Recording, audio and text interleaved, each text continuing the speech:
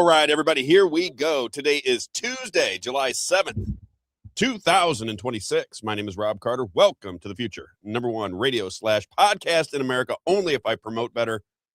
Isaiah was chastising me again this morning. I was chastising him. You were chastising me. You do it in a very subtle way. How you manage people when you're in the I do it very similar.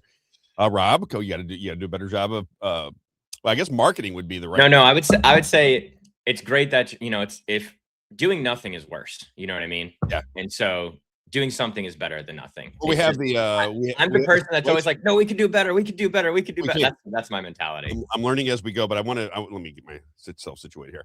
I gotta just give the audience just a little as they start to join in as we start to get things rolling here. We're having a conversation this morning, and I was doing a promo for the show on Facebook, and I put it out on X. Now, we are getting a lot of traction all of a sudden on Instagram. Did you see Tom's message that he put out on us? No. So he's putting some clips on Instagram, and those are blowing up. So the clips will start to happen as they go. But Isaiah's like, Rob, you got to promo and give people time to digest your promo, which means I would do the show and then promo, within a couple of hours for the following show. And I said, but Isaiah, I don't know what I'm going to talk about until the morning. I get up at 6. I mean, I have a lot of clips going on, but I don't know where the action's going to be. So I determined what I'm going to talk about the morning of the show. Between 6 and about 9 o'clock, I figure out what I'm going to talk about. He watches Fox and Friends, and then he figures. I don't watch Fox and Friends. I'm joking. You're lying. I would never watch Fox and Friends. I'd have to throw you under the bus. but I just try to figure out where I'm going to go with things. I have a lot of things in my mind that I'm going to talk about from day to day. And I thought, you know what, maybe instead of doing that, because I think it would be tough for me to promote the show 24 hours or 18 hours before we do the show because of the way the news cycles work. However, what I could do is begin to promote generalities and promote guests that we're going to have on, because we've got a great guest on today. If you're into Missouri politics, a guy named Michael Burton. Michael Burton's been listening to the show a little bit. He's a Democrat. We want to appeal to all free thinkers. We don't really care what you label yourself. If you want to say that you're a free thinker, great. If you're an establishment person, great. If you are a grassroots person, great. Democrat, Republican, independent, Marxist, fascist, whatever you label yourself, we don't really care, so long as you join the conversation. And if you're on the wrong side of an issue, we can expose it. That's really all we're looking for. Kurt, good morning, my friend. And that's really what we're up to. We're a little bit different here, and this will catch on. Isaiah, I promise you this will catch on. I've talked to the Lord about it. And the Lord says, Rob, so long as you get people talking, then we can learn, we can bring people in the right direction. If we're not talking, if we're constantly labeled, and it's just like Carrie said yesterday, oh, you said something nice about Candace Owens, I have to leave immediately. My delicate sensibilities cannot have a conversation about She's so vile, the vile thing she said. I was talking to someone last night, and they were a listener, and they were telling me, I just love how you and Rob called him out that one day with Nadine. And you guys just, you don't hold back on it. And I said, hey, I didn't think we were mean. No, I don't think we were mean. I think we're just pointing out the obvious. I felt like, right? He could be a really good dude. We just don't know who he is. You know what I mean? I know that he's a part of Freedom Principle. I guess that's what you were telling me, a part of Freedom Principle. And Freedom Principle to me seems to be in alignment with Republican initiatives. So I would see them not as a grassroots organization, but as a grassroots organization for the Republican Party. So if the Republican leadership wants to pass whatever they want to pass, it appears to me that Freedom Principle agrees with that and will push for those initiatives. Yeah. Why? I don't know. Maybe they just believe in them. I don't know. Freedom Principle out of Missouri. Maybe they just believe in these principles, and that's the way they see it. And anybody who sees it differently to them is a Marxist, communist, lunatic, conspiracy, Democrat wearing lunatic. I'm assuming. I don't really understand it. Can we get some housekeeping out of the way, Isaiah? Housekeeping? Let's get a little housekeeping out of the way. My wife's favorite sound, by the way. She likes that one. It's from Tommy Boy. Does she know where it's from? All right. All right. So Candace Owens, we talked about her yesterday when we bothered Carrie. She puts this out onto social media. This is Candace Owens. And again, the Candace Owens interview, now it could be limited hangout. You know what limited hangout is, Isaiah? Do you understand what a limited hangout is? No. A limited hangout means that you're an operative, but then you're going to go and you're going to hang out with the people that are opposing these things for a little bit, and you kind of ingratiate yourself with this point of view, and then you get out of the limited hangout and you move on to your operation. So a lot of people think that Candace Owens, her conversation with Sean Ryan, was a limited hangout type of operation, which is what Whitney Webb calls her podcast, the limited hangout. Okay. But Candace Owens goes out onto social media. And by the way, like and share, please, pretty please, with sugar on top. As Isaiah continues to remind me, the only way the show grows is if you like, comment, subscribe, and share.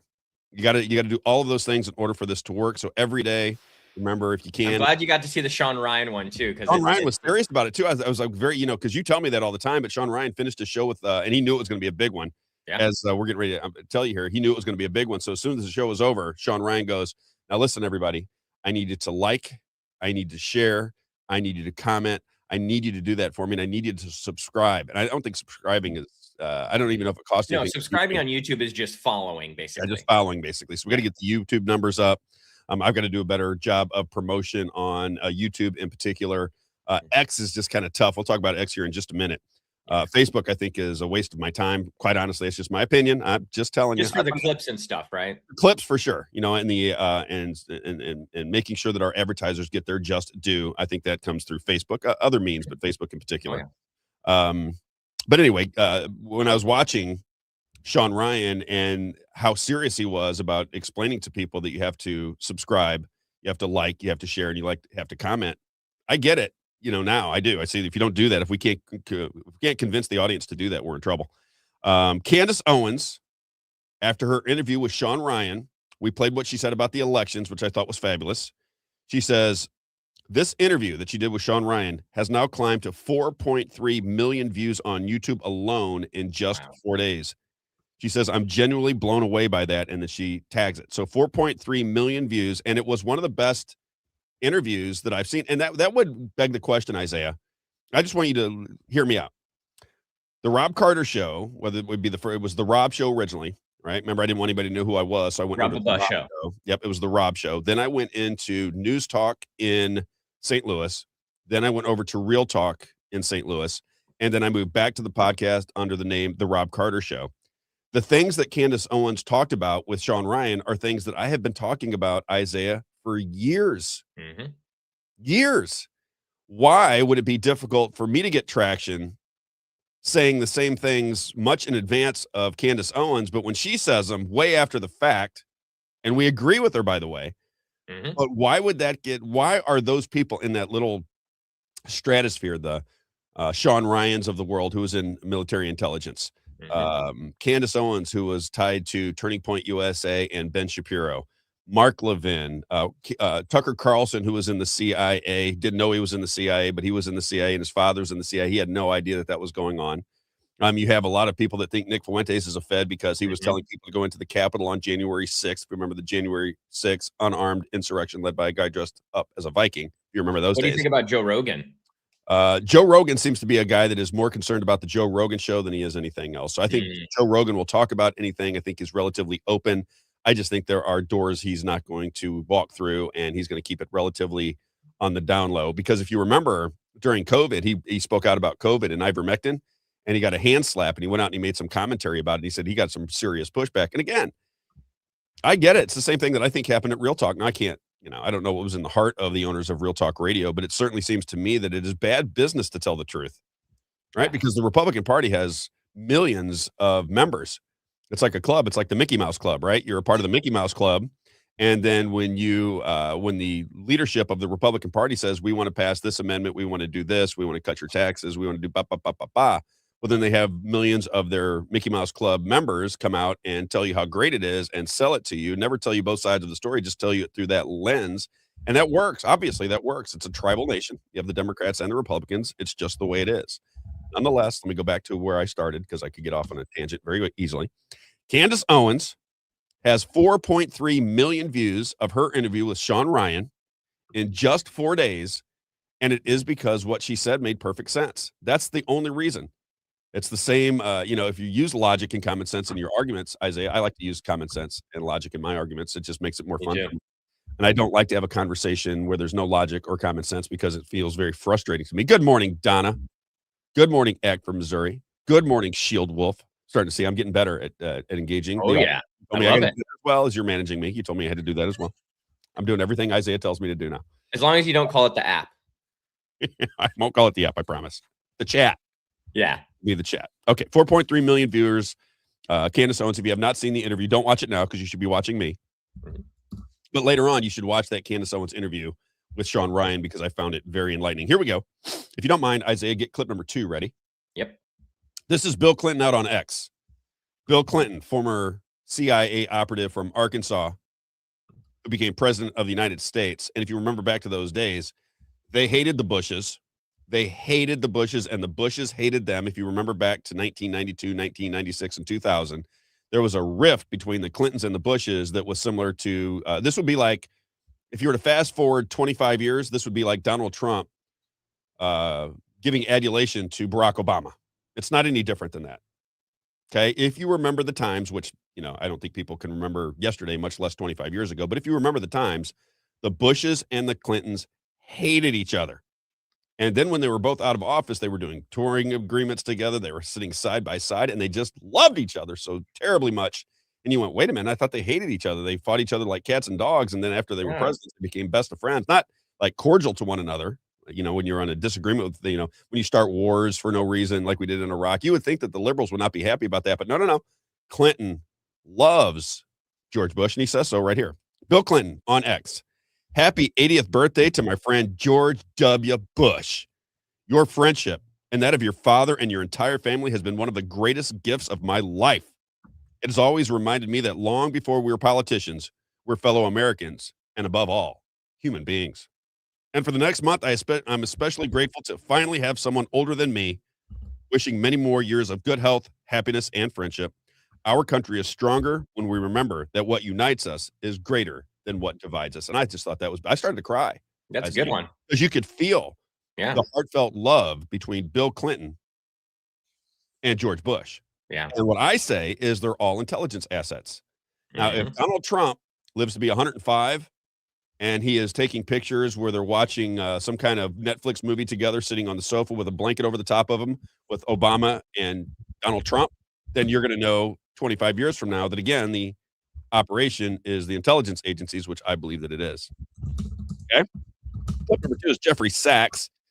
Just to remind you, he's saying the same thing I believe, which is that these are all intelligence assets hanging out with one another. And the last person to go against the CIA, go against the intelligence operation that is now global, was John F. Kennedy. Here it is. This is Jeffrey Sachs on the Tucker Carlson show long ago. Check this out.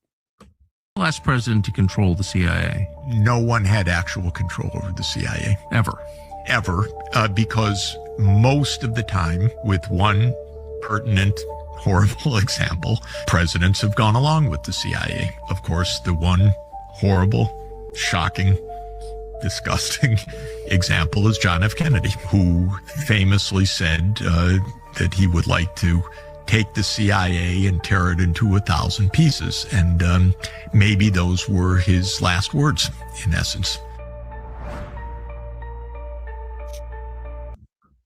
Isn't it odd that they all became friends, Isaiah? And isn't it odd that just recently, I forget who it was, we were talking about it, said that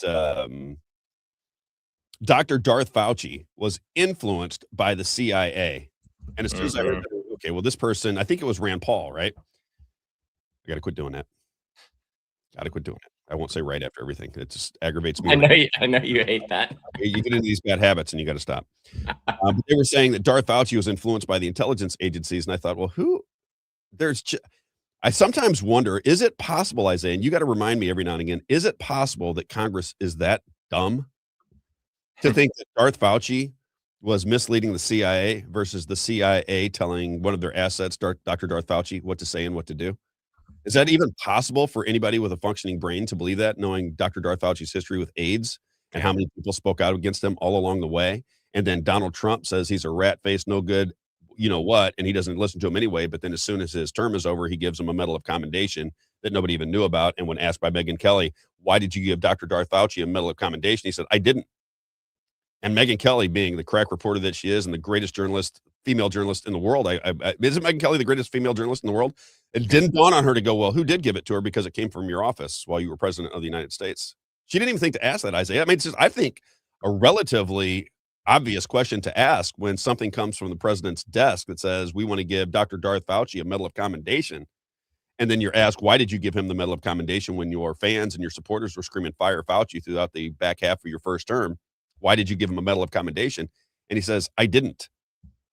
Yeah, you're a good journalist. Wouldn't the very next question be, well, who did? Yeah, who did that? Megyn Kelly just couldn't get there. She just couldn't figure out that question. How did he get it? What's even more odd is that years later, it still hasn't dawned on the beautiful Megyn Kelly to go, well, wait a minute. If Dr. Darth Fauci was behind the Wuhan lab leak and was funding gain of function research in Chapel Hill, North Carolina, got his hand slapped, and then funded it over in Wuhan, China, why would he be the face of the COVID con job and then get a medal of commendation afterwards? Does that make any sense to anybody? Of course it does. And it never makes any sense because it's not supposed to make any sense. It just becomes so gray that you don't know what to think. But that's the way I see it. I think they're all in the same game together. I think it's an intelligence operation. I think through close observation, everybody's going to see that.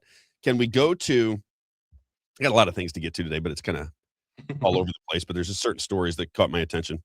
Can we play number one? We're going to have to pause it throughout, everybody.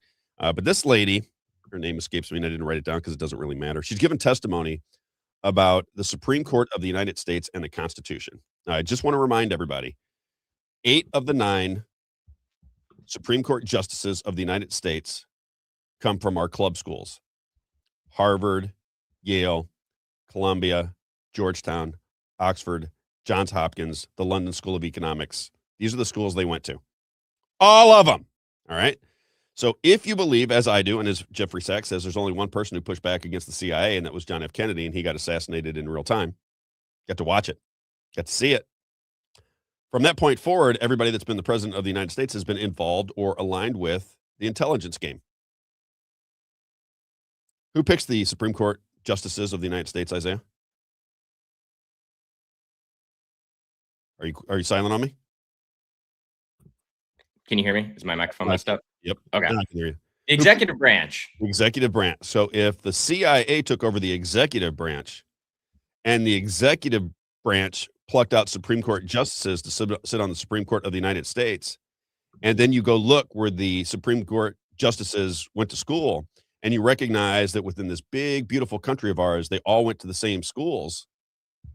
Does it ever dawn on anybody that the CIA has the executive branch and then they put the Supreme Court people right on top of them? Is that difficult for people to put together? Where's my ABC? Hang on, let me find it here, Isaiah. Let's see here. All right, let's do this. Let me lay it to you like this.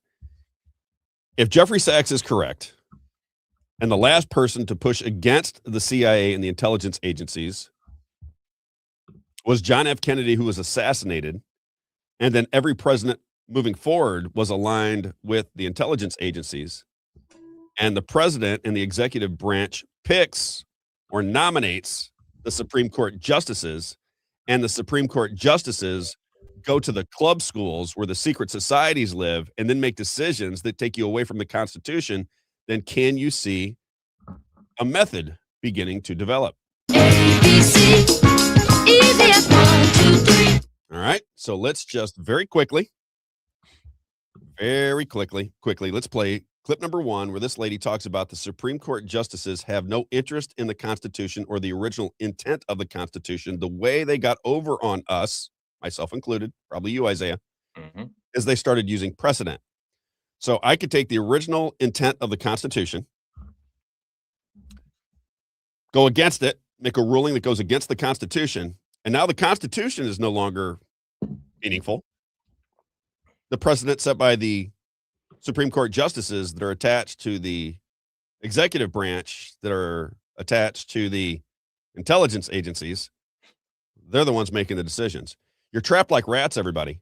And they're not going to let you have free and fair elections. They're just not going to do it unless you demand it. That's my take on it. But here we go. Check out this lady and what she has to say, and we'll have to pause it throughout because I think it's like 6 minutes long. I don't want to go that deep into it, but you'll get a sense of it. Clip number 1, Isaiah. But a video you do not want to miss. Enjoy.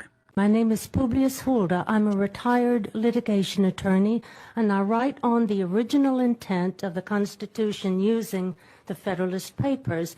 I do not go by Supreme Court opinions because for 200 years, the Supreme Court has been ignoring the Federalist Papers and the Constitution our framers given, and they have gone off on tangents of their own which have nothing to do with the Constitution. The Attorney General's opinion begs the question. He states that states can't nullify acts of the federal government which are authorized by the Constitution, but then he completely fails to cite article, section, and verse, clause, where the Constitution delegates to Congress authority to restrict our arms. When we ratified the Constitution, we created the federal government. We listed, enumerated every power we granted to our creature, the federal government. Article 1, Section 8, Clauses 1 through 16 lists most of the powers we delegated to Congress for the government, for the country at large. We didn't put on our list that our creature could restrict our arms. We didn't delegate this power to Congress because our framers wanted the American people to be heavily armed. Alexander Hamilton and James Madison write about this in the Federalist Papers. In Federalist Paper number 46, James Madison writes, "Why the American people are armed. It is so we can defend ourselves, our communities, and our states right there. From the federal government." Okay, she starts off talking about the Second Amendment. Now, I lived it. I'm a living example of what it means when the courts take over your constitutional rights. I've told this story before, but very quickly. I was transferring a gun from St. Louis, Missouri. I had an office in Manhattan that I had to go to for 3 or 4 days, and then I was going to fly down to Orlando, Florida, where my wife lived, and I wanted to give her a gun because she had somebody that was making her very nervous, and I said, "Honey, you got to have a gun in your house. What's the matter with you? Got to have a gun." I went and bought her a gun with my father. I called the airlines. I said, "How do I get a gun from St. Louis, Missouri through Manhattan and on to Florida to give to my wife?" And they said, "Rob, here's how you got to do it. You got to check in with the airlines. You got to let them know you have a gun. You got to put your gun in a case. It has to be locked. You can't have a key with the gun, and the bullets in the gun have to be separate." I said, "Got it. Makes perfect sense to me." So I go to the airport in St. Louis. I tell them everything that I've got going on. I fly into Manhattan. I spend 3 days in Manhattan. As I'm flying out of Manhattan into Orlando, I get arrested by Port Authority in Manhattan. They put me in Queens Prison, and had my attorney, who I just met, not paid my bail to get me out of jail, I would have been there for 4 or 5 days. They would have sent me to Rikers Island. That was for a citizen of the United States whose government is supposed to work for him, transferring a gun, which is my legal right to do, but Manhattan says it's not anymore. My legal right to do under the Second Amendment, thou shalt not infringe upon my right to protect myself or to give a gun to my wife to protect herself. But they did. They threw me in prison, and it cost me $10,000 to get out of it. That is the country that is supposed to protect your constitutional rights. But instead, they don't. I'm living proof of the Second Amendment. Okay? This is how it works. Now they're eroding the First Amendment. How are they doing it? How are they eroding the First Amendment? It's piece by piece by piece they erode the First Amendment.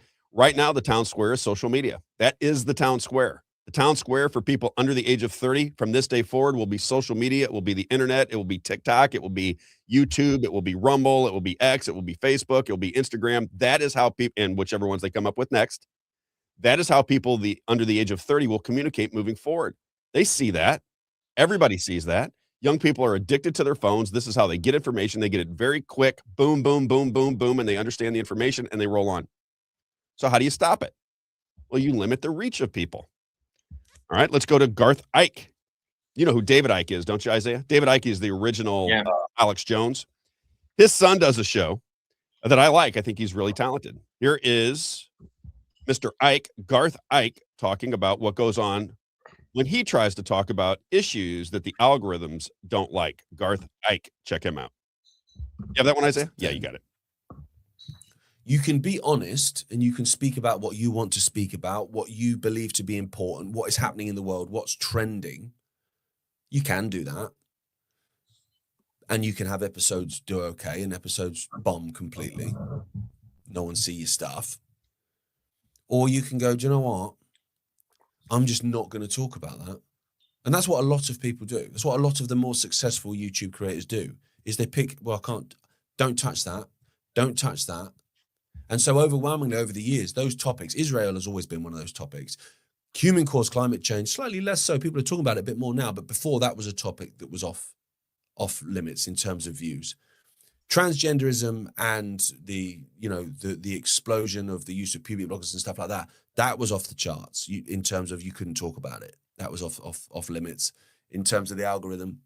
Vaccines were hugely. So that was one, just don't talk about that, mate. because that would often lead to bannings and suspensions and whatever. So this stuff is not new, and it gives you a choice. Are you going to be honest and sincere, and this is what I believe, and suffer the consequences algorithmically, or are you going to just pick and choose the socially approved subjects and have a successful YouTube account? Interesting, right, Isaiah? Freedom of reach is different than freedom of speech. So what the new government is telling us is that you can say whatever you want. We'll just limit the amount of people that hear you. And if we want to explode somebody onto the scene, whether it be a limited hangout or other, then we'll push we'll push that information out into the public. And that is how we're going to work it. We're not going to work it so that it is a free environment for people to exchange ideas. The platforms that are owned by our rulers, the intelligence agencies, that's who owns them. That's why when I played that clip yesterday from Jim Brewer, who said the monsters are the big corporatists like Elon Musk and the like, we don't see it that way. That's why we talked about yesterday, Isaiah, the more money you have, the more wonderful people think you are, right? The more you can rip people off, the more you can steal, the more you can game the market, and the more you can do these types of things, and the more money you accumulate, the more the plebes think you're awesome. Mm-hmm. The bigger thief, the more awesome you are. Look at Milken. Does anybody know about Michael Milken? Michael Milken was a junk bond thief. Donald Trump pardoned him. That's incredible. And the Trump people think it's 5D chess. Michael Milken is a thief of the highest order. If anybody remembers the story of Michael Milken, and Donald Trump pardoned him in his first term. These are questions that people should ask, I would think, and some people would want to know what's going on around there. Donna J said Trump is not a part of the club. Donna, I just ask you to, for a second, take a look at who Donald Trump said his mentor was. Does everybody know who his mentor was? Isaiah, do you know who Donald Trump said his mentor was? Roy Cohn? Roy Cohn. Roy Cohn is a Jewish attorney who was blackmailing Herbert Hoover of the FBI because Herbert Hoover was a gay man who was having sexual liaisons in the Blue Room in Manhattan, and Roy Cohn was a part of that. He got wind of it, and they blackmailed Herbert Hoover. And as Whitney Webb describes in her book, One Nation Under Blackmail, those two operations merged, the intelligence agencies and the mafias. And if Roy Cohn is a Jewish man, which part of the mafia do you think he was representing? The Italians or the Jews? Mm-hmm. Okay. Those two came together. So you now have a combination, according to Whitney Webb. You got to read her book. It's very well researched. It's bizarrely well researched. And she describes that combination. Now, I'm not saying that Donald Trump isn't doing something that's wonderful behind the scenes. I'm not saying that, but you should always be skeptical of people that are leading you because this is a government of by and for the people. I don't want to get preachy. Right? But if a guy that says you're always on the attack, you never take a step backwards, you're always on the attack, you're always on the attack, you're always on the attack. Roy Cohn, who was an attorney for the mafia, is Donald Trump's mentor, mafia, Jewish attorney, mentor, FBI. Isaiah? There you go. Yeah, it says that in 1986, Cohn was disbarred by the Appellate Division of the New York State Supreme Court for unethical conduct after attempting to defraud a dying client by forcing him to sign a will amendment, leaving his fortune to Cohn. These are things you should pay attention to. That's all I'm saying. Mm-hmm. I don't know what it means, but it gives you context as to what you believe, right? And I did it again, Isaiah. Are you familiar with Stone's rules? I don't know what the rules on this are. I've heard it before. I don't know the rules either, but that's another thing. I've heard a lot about how Roy Cohn influenced President Trump, and then how Roger Stone influenced President Trump very heavily with his Stone's rules, essentially. Right. And one of the rules I know is attack, attack, attack, never defend. And that's exactly what we see with President Trump. Roger Stone is I spent some time down here with the Florida people. Did I tell you this on the air? I don't know if I've said this on the air. Sure. So I spent time in Florida with some of the insiders. Mar-a-Lago? Well, the Republican insiders down here in Florida, and they tell me that it is very well known that Roger Stone is a gay man. I was wondering that. Not only is he this is what they told me.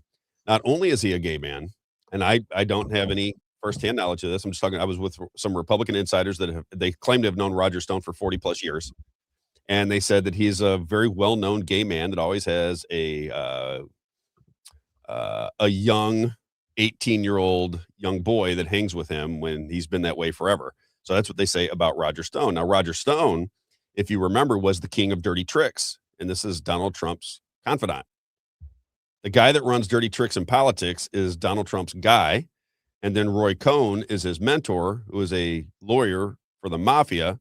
At the same time, the mafias were aligning with the FBI under J. Edgar Hoover. One more time. ABC, easy as 1, 2, 3. Isaiah. It is hard to get people off their stump. All I'm saying is contemplate it. That's all. You don't have to believe it. You don't have to let it get into your soul. But if these things are happening, and I believe that they are, I believe that we are having our government stolen right underneath our nose. That's why I'm going to go back to the Supreme Court. Can we go back to one, or do you have to start it all over again? Oh, I would have to start it all over again, but I can fast forward. That's okay. Yeah, I can fast forward. I'll talk through one. It's probably even better that I talk through it anyway. Let me. When she's talking about the Second Amendment, which is what we were talking about, Isaiah. Then we just talked about the First Amendment and how they're slaughtering the First Amendment. Well, what about the Fourth Amendment? What are they doing with the Fourth Amendment? They basically told you, and you can talk to any of your friends to see if they say this to you. Well, they can see everything now. There's just nothing you can do. There's nothing you can do, Isaiah. There's just nothing. If the government wants to watch you make love to your wife through your television set that's turned off or your computer screen that's turned off, they can. There's nothing you can do about it, Isaiah. There's just nothing you can do. It's for your safety, Rob. Okay. Exactly. If they want to store every keystroke on your phone, every text message, every site that you've went to, every communication that you've ever had, well, they can steal it and they can store it. And Isaiah, I mean, there's just nothing. I mean, what are you going to do? I mean, there's nothing you can do. If they want to put flock cameras up on your street and read your license plates because you want to be left alone for a minute and Big Brother doesn't get to see you, you leave your phone behind, right? Well, now the flock cameras will follow you everywhere you go, and they'll store the information, and then they'll tell you where you went on a Tuesday in 1987, what you did all day long, who you hung out with, who your associates are. Is this the power that we want to give our government? Of course not. Nobody wants to, but we just throw our hands up and say there's just nothing. They throw their hands up in the air and wave them like they just don't care, Isaiah. Yeah. And the funny thing is that they still are not solving crimes with these flock cameras. It's not about solving crimes. That's the whole point. It has nothing to do with solving crimes. If they solve one crime, that's beautiful because that gets all the people to go, oh, I had a buddy on here. My buddy Gary was listening to the show and he goes, those flock cameras got my truck back. Somebody stole it off my lot. He owns a company. He's got a bunch of trucks. And he said, they found my truck. I said, well, great, Gary. That's wonderful. I mean, again, as I said before, if you put a camera behind Rob Carter's head, if everybody has to have a camera behind their head 24 hours a day, 7 days a week, can be a lot less crime. You're just not going to be free. I mean, it's the beauty of communism and fascism is you're not free, but you're awfully safe because that's why they take your guns away and they take your ability to earn a living away and they control every ounce of movement that you make and they watch what you're doing. They control everything that you buy and they do it in a slow motion fashion so you don't see it. At least that's how I see it. Let's do number 5 just to give people an idea of what flock cameras are all about. Our own Jake Jackson, People's Lobby Mo, he's been fighting against flock cameras.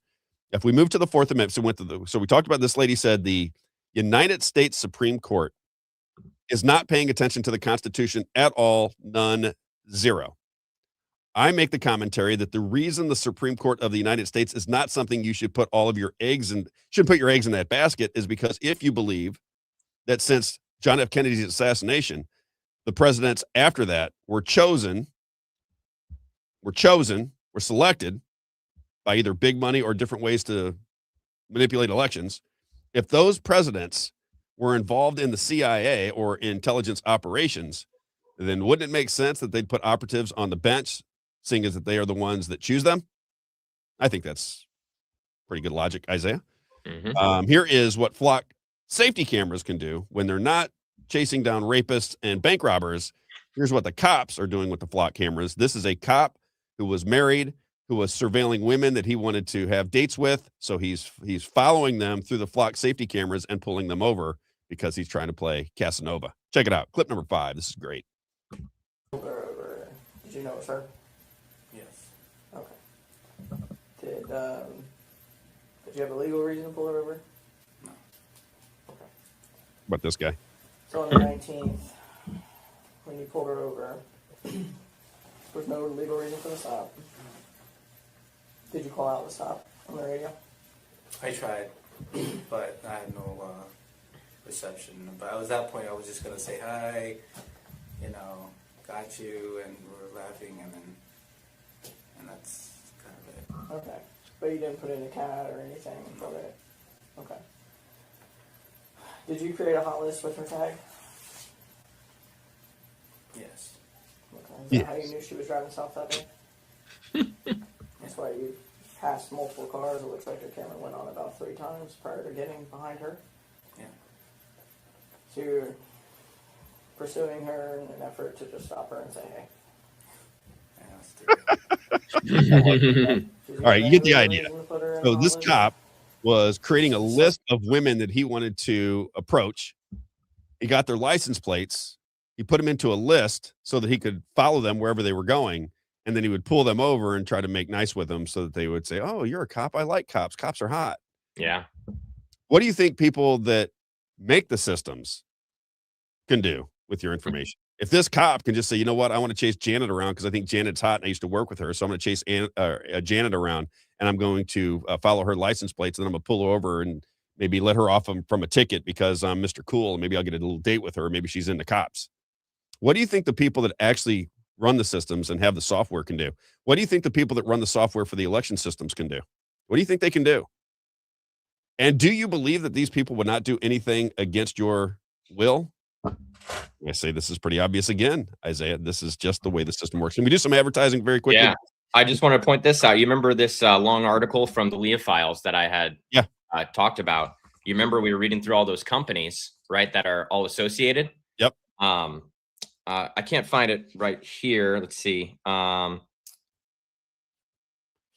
so Toka, an Israeli firm, makes tools that can, according to reporting in Haaretz, drawn from the company's own documents, can hack into security cameras and alter the footage, live feeds, and old recordings alike.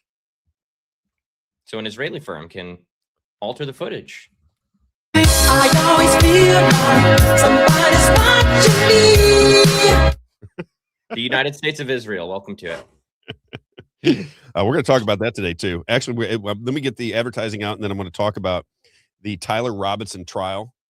Did you get to see any of the clips coming out of the Tyler Robinson trial? I had my board meeting yesterday, and so it raises more questions again and again and again. That's what I've been seeing. So unbelievable. PeoplesLobbyMo.com. PeoplesLobbyMo.com. Again, if you are somebody who wants to change the outcome, change the direction of your state and of your country, you have to join PeoplesLobbyMo.com. PeoplesLobbyMo.com. Very simple.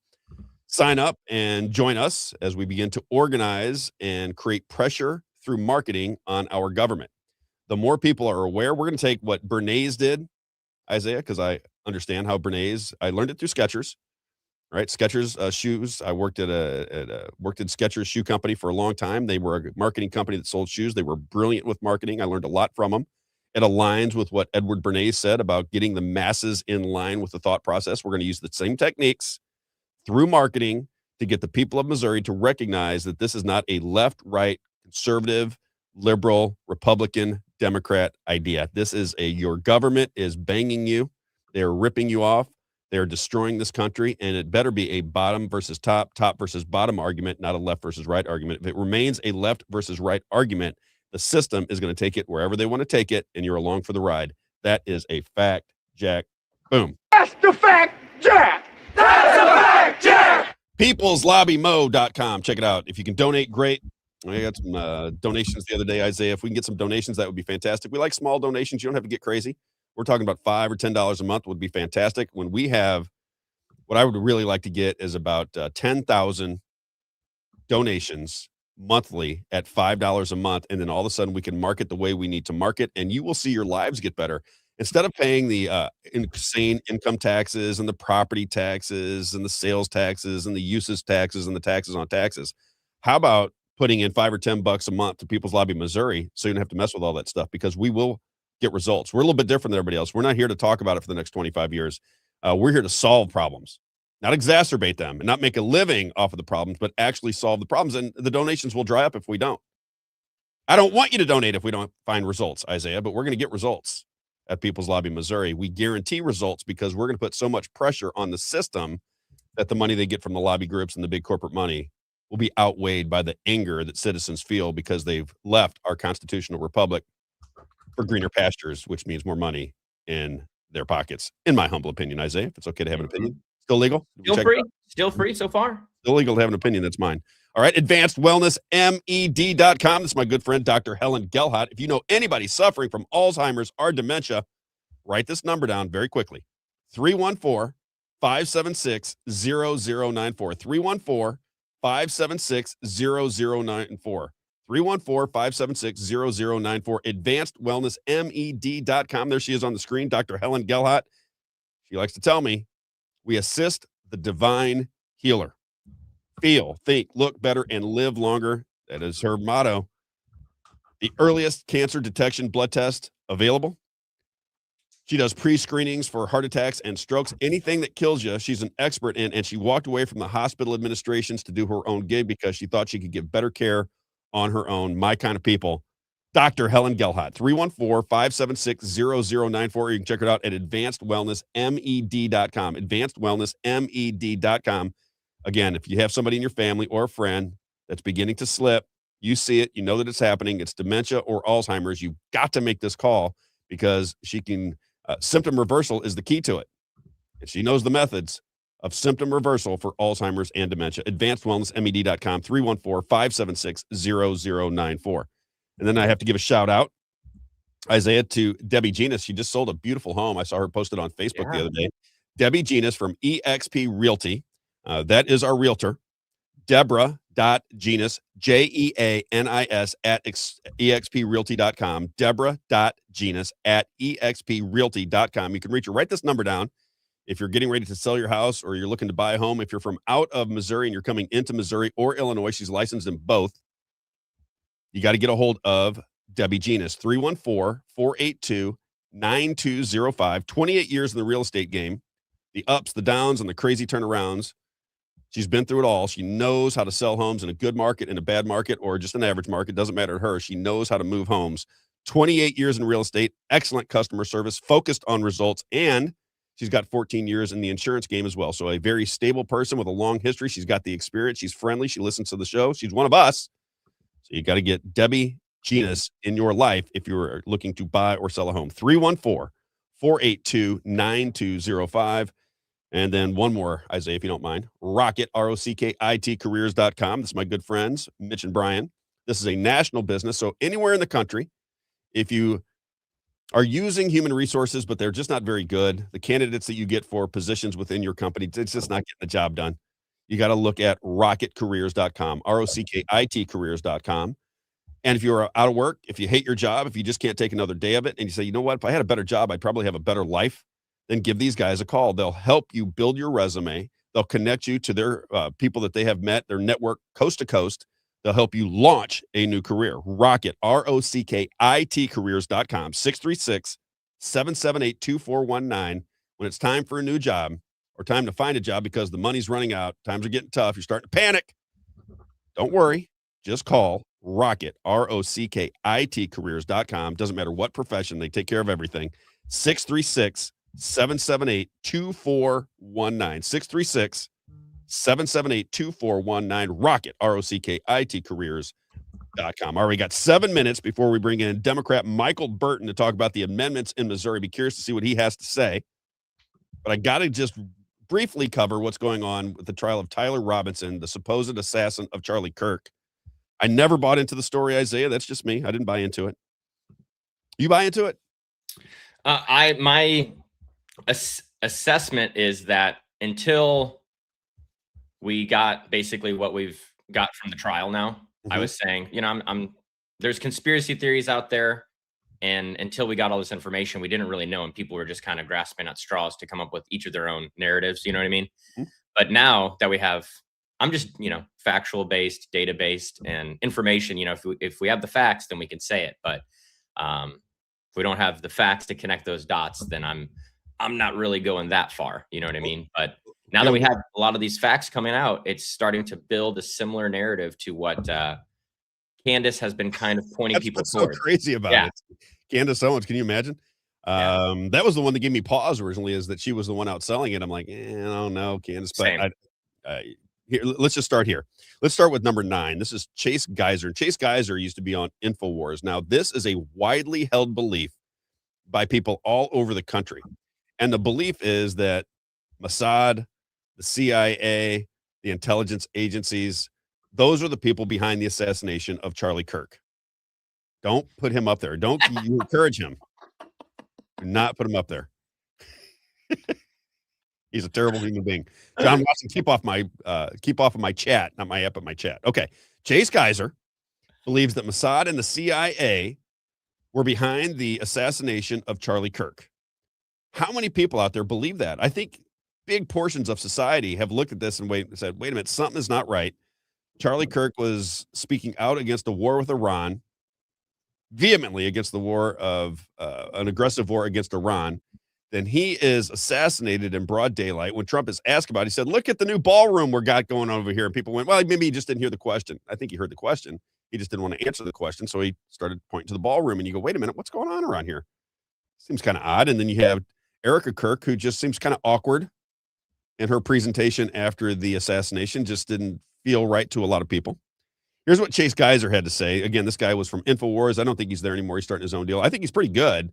He's a little inflammatory. He's one of those guys, Isaiah, that says all of the things that make you kind of, he's a little bit like Nick Fuentes. Yeah. He's going to go a little bit over the edge. You're like, okay. Right. People are going to be attracted to the insane way he describes situations. There's a term. The young people have a term for it. They call it edgelording, and it's just essentially you're pushing the boundaries to kind of on purpose. You know what I mean? And I fall in that all the time. Yeah. I mean, people say that I do that. I'm like, I don't do that at all. What are you talking about? I tell you what I'm thinking, but I'm not going, wait a minute, what can I say to get more clicks? We don't work off of clicks. I mean, Isaiah says at some point we will. We work off of advertising. We're small business people. If you look at my X profile, it says small business advocate, because I think that society is better when there's a million more small businesses and the big corporations are broken up and they're not monopolies anymore. I think small business is the way you do business with neighbors. I think it keeps communities together. I think small business is the engine of our society, and it should be the main engine of our society. What did you say, Isaiah? 50% plus of all federal income taxes come from the middle class, and only 8% all revenue, and only 8% comes from the corporations. Yeah. You've got a guy right now, Elon Musk, that says he's worth $1 trillion, and they're taking money from me trying to survive and, take care of my kids. But a guy that's got $1 trillion, he's got some way to work around paying taxes. Or guys like Jeff Bezos or any of these people, they have kind of found out the Vatican has $12 billion today. Yeah. I mean, come on. Anyway, Chase Geiser believes that the Mossad and CIA killed Charlie Kirk. Here's how I said it. Clip number 9, Isaiah. And Mossad conspired together to assassinate Charlie Kirk because they saw that TPUSA was dangerous as a political entity, because it was totally independent and untethered to the political establishment and able to determine which Republican candidate would win or not indefinitely into the future because of the infrastructure that it established. And I believe that the assassination took place with the lapel mic, and I think that it was Mossad that did it, because Charlie Kirk was steering away from his support for Israel. I will say this. I don't know if that's the case, but I will say that Israel got very, very, very lucky that Charlie Kirk perished before they decided to go into war with Iran, because Charlie Kirk, whether you like him, don't like him, whether you're somebody who thinks he was a great guy or whatever you think of Charlie Kirk, his influence over the young minds of conservatives in college campuses was undeniable. Charlie Kirk was a serious influencer. He is somebody that had the attention of especially young white males, but of young conservatives all across the nation. He had political power. You understand what I'm saying? Mm-hmm. Charlie Kirk had political power, and he was against going to war with Iran. He was starting to question the narratives that he'd been sold since he was a child about the relationship between Israel and the United States. He was beginning to question them. And then he dies, and then Turning Point USA goes, they stop on a dime. Israel. They do a 180, and now they love Israel more than anything. And now they sell everything United States and Israel. The exact opposite of what Charlie Kirk was talking about at the end of his life. That is not my opinion. That's the fact, Jack. That's the fact, Jack.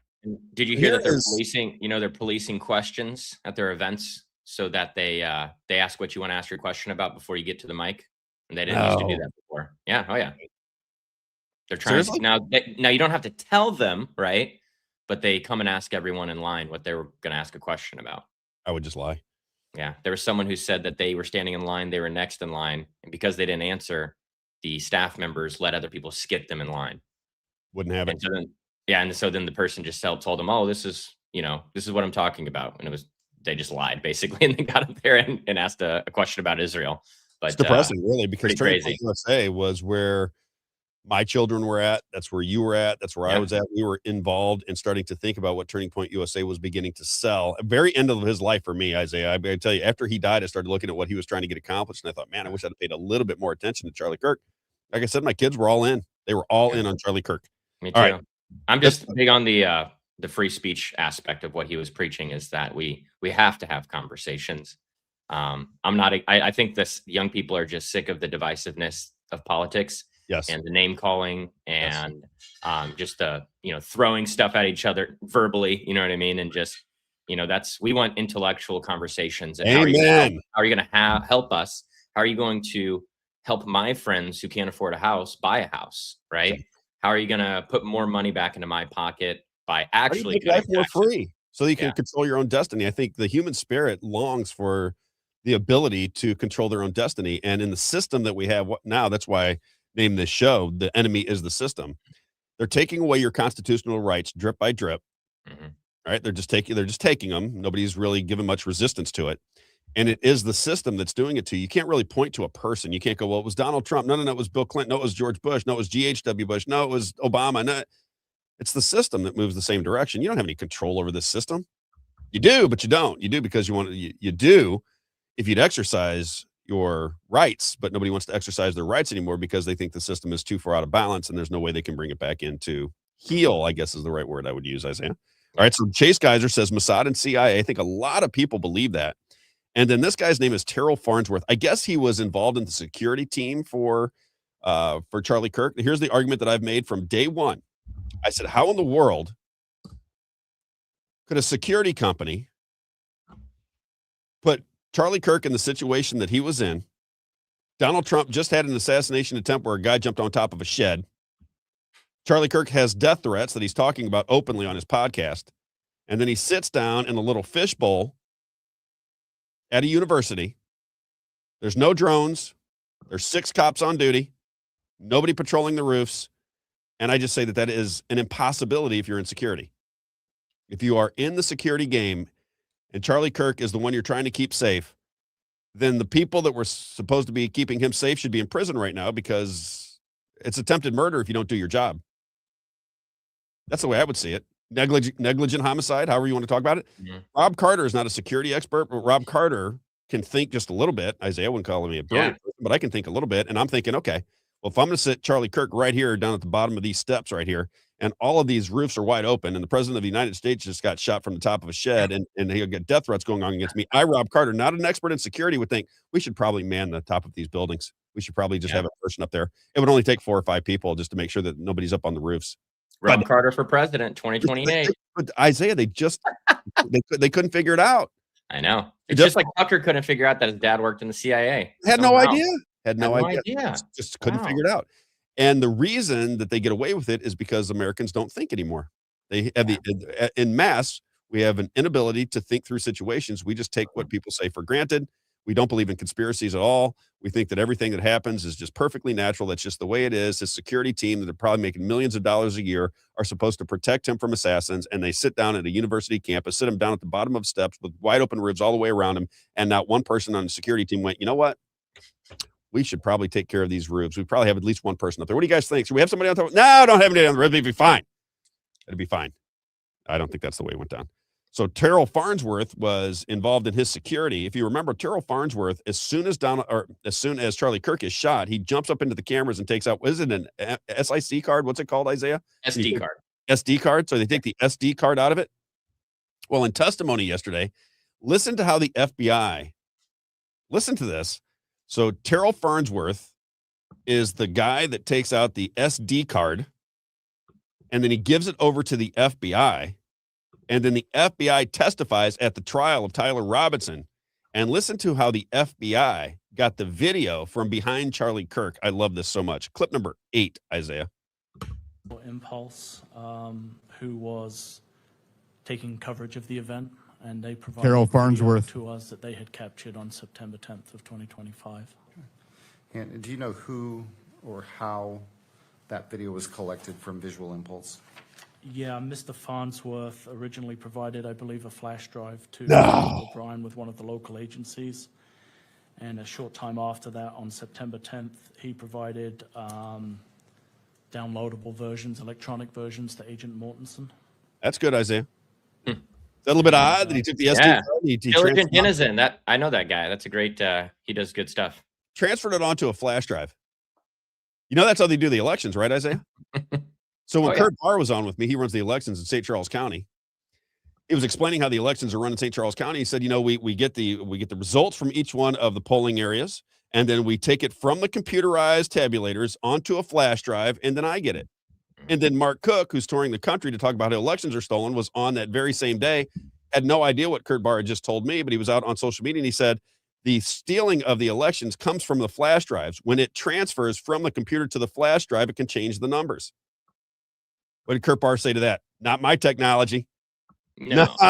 Kurt Barr knows everything about flash drives. He knows everything about machine tabulators. He knows everything about everything. And you know how I know that he knows everything about everything?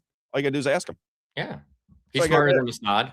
He's smarter than Mossad. He's smarter than every IT person ever on the planet. He knows all the softwares. He knows all the capabilities of the CIA, Mossad, all the intelligence agencies. Kurt Barr, election director in St. Charles County, is, I think, demonstrably the smartest person that has ever lived. And he doesn't worry about any of these things because he knows the capability of every technology that has ever been invented in the entire world.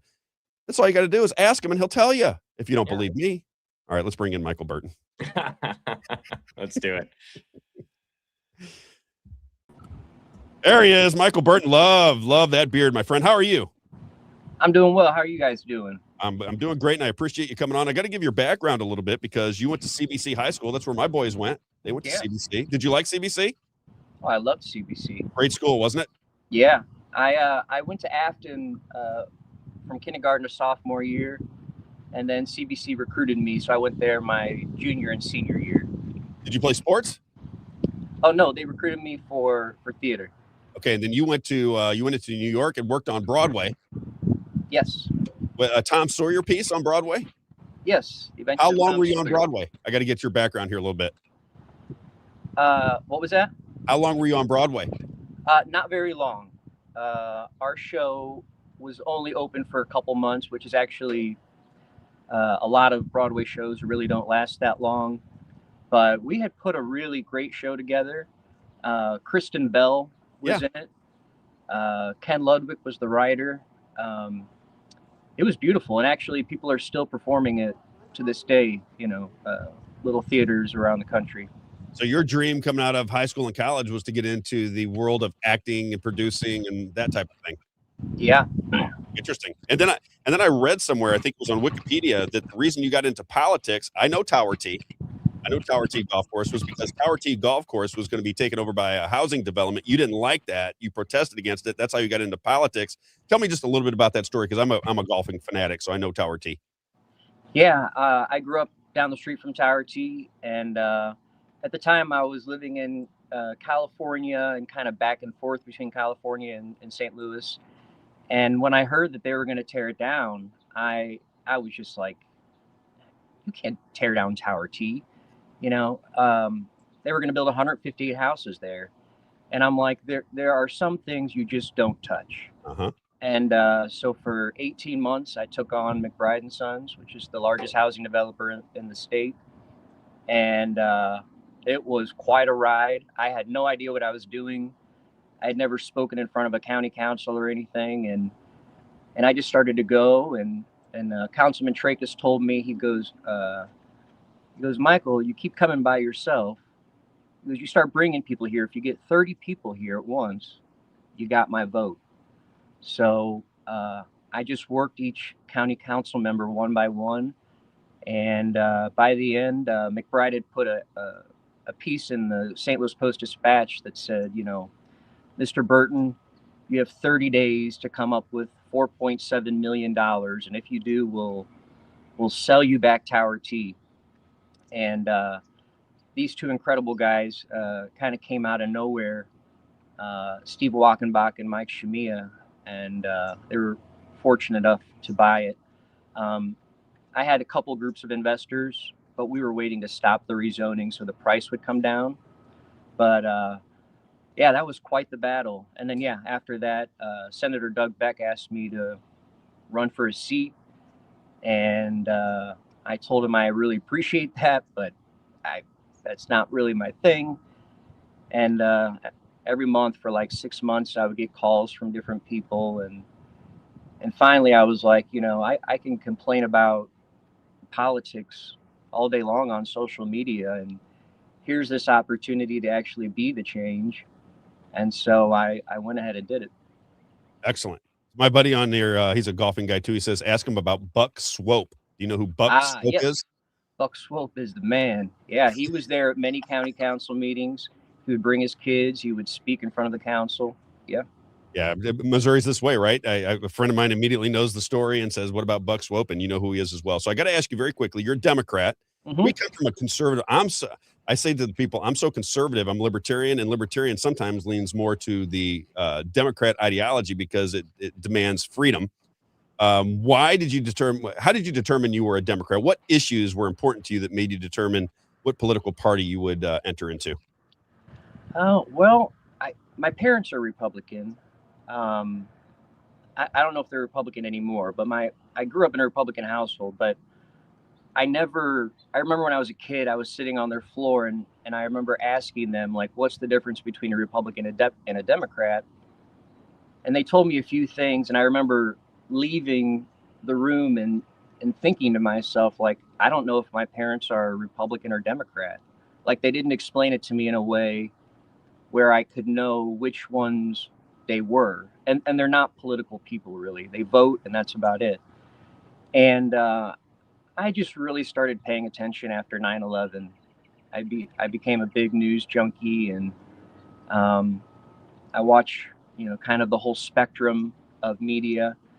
And, on social issues, that's just kind of where I found myself. I would consider myself fiscally conservative, but socially more liberal. Okay, I got to ask you about the amendments because that's what you said. I want to talk to you about these amendments. Now, here's the deal, just so you understand where Isaiah and I are coming from. Yeah. I have a 501c4 in Missouri called People's Lobby Mo. And our organization is meant to be a marketing campaign. It's really kind of aimed at the Republicans. You would probably like me for this because I think the Republican Party is often misleading the people that vote for them. That's the way I see it. So I want to bring attention to that. I want to put pressure on them. If they tell you this is what we are going to stand for, then I expect them to stand for that. And we put a lot of pressure through marketing, or we do, but we're going to put a lot more pressure on them as money starts to roll in and you can do more and more things. The people in the Republican grassroots, and I do that with quotation marks because I don't think they're really grassroots organizations. I think they're offshoots of the Republican Party who masquerade as grassroots organizations. And they are all in alignment that A5 is a good thing. And I want to get your opinion on A5 because the Republican establishment point of view is this is going to be great for people because they can choose what taxes to pay.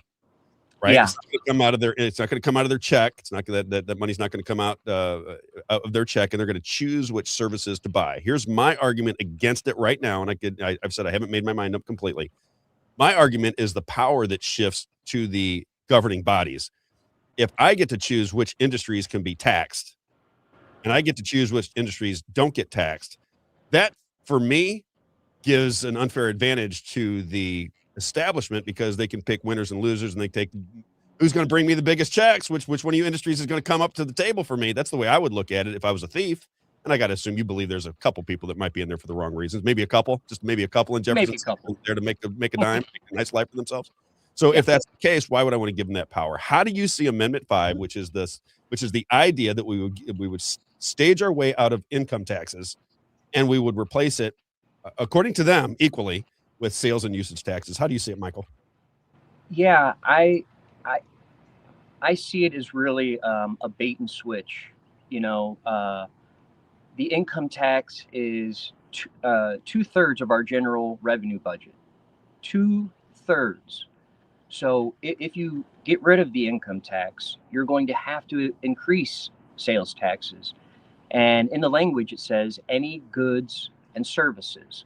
So we're talking about medical visits and, taking your dog to get grooming done, to any good. It says any goods and services. And in the state of Missouri, we have something called the Hancock Amendment, which is a really good thing.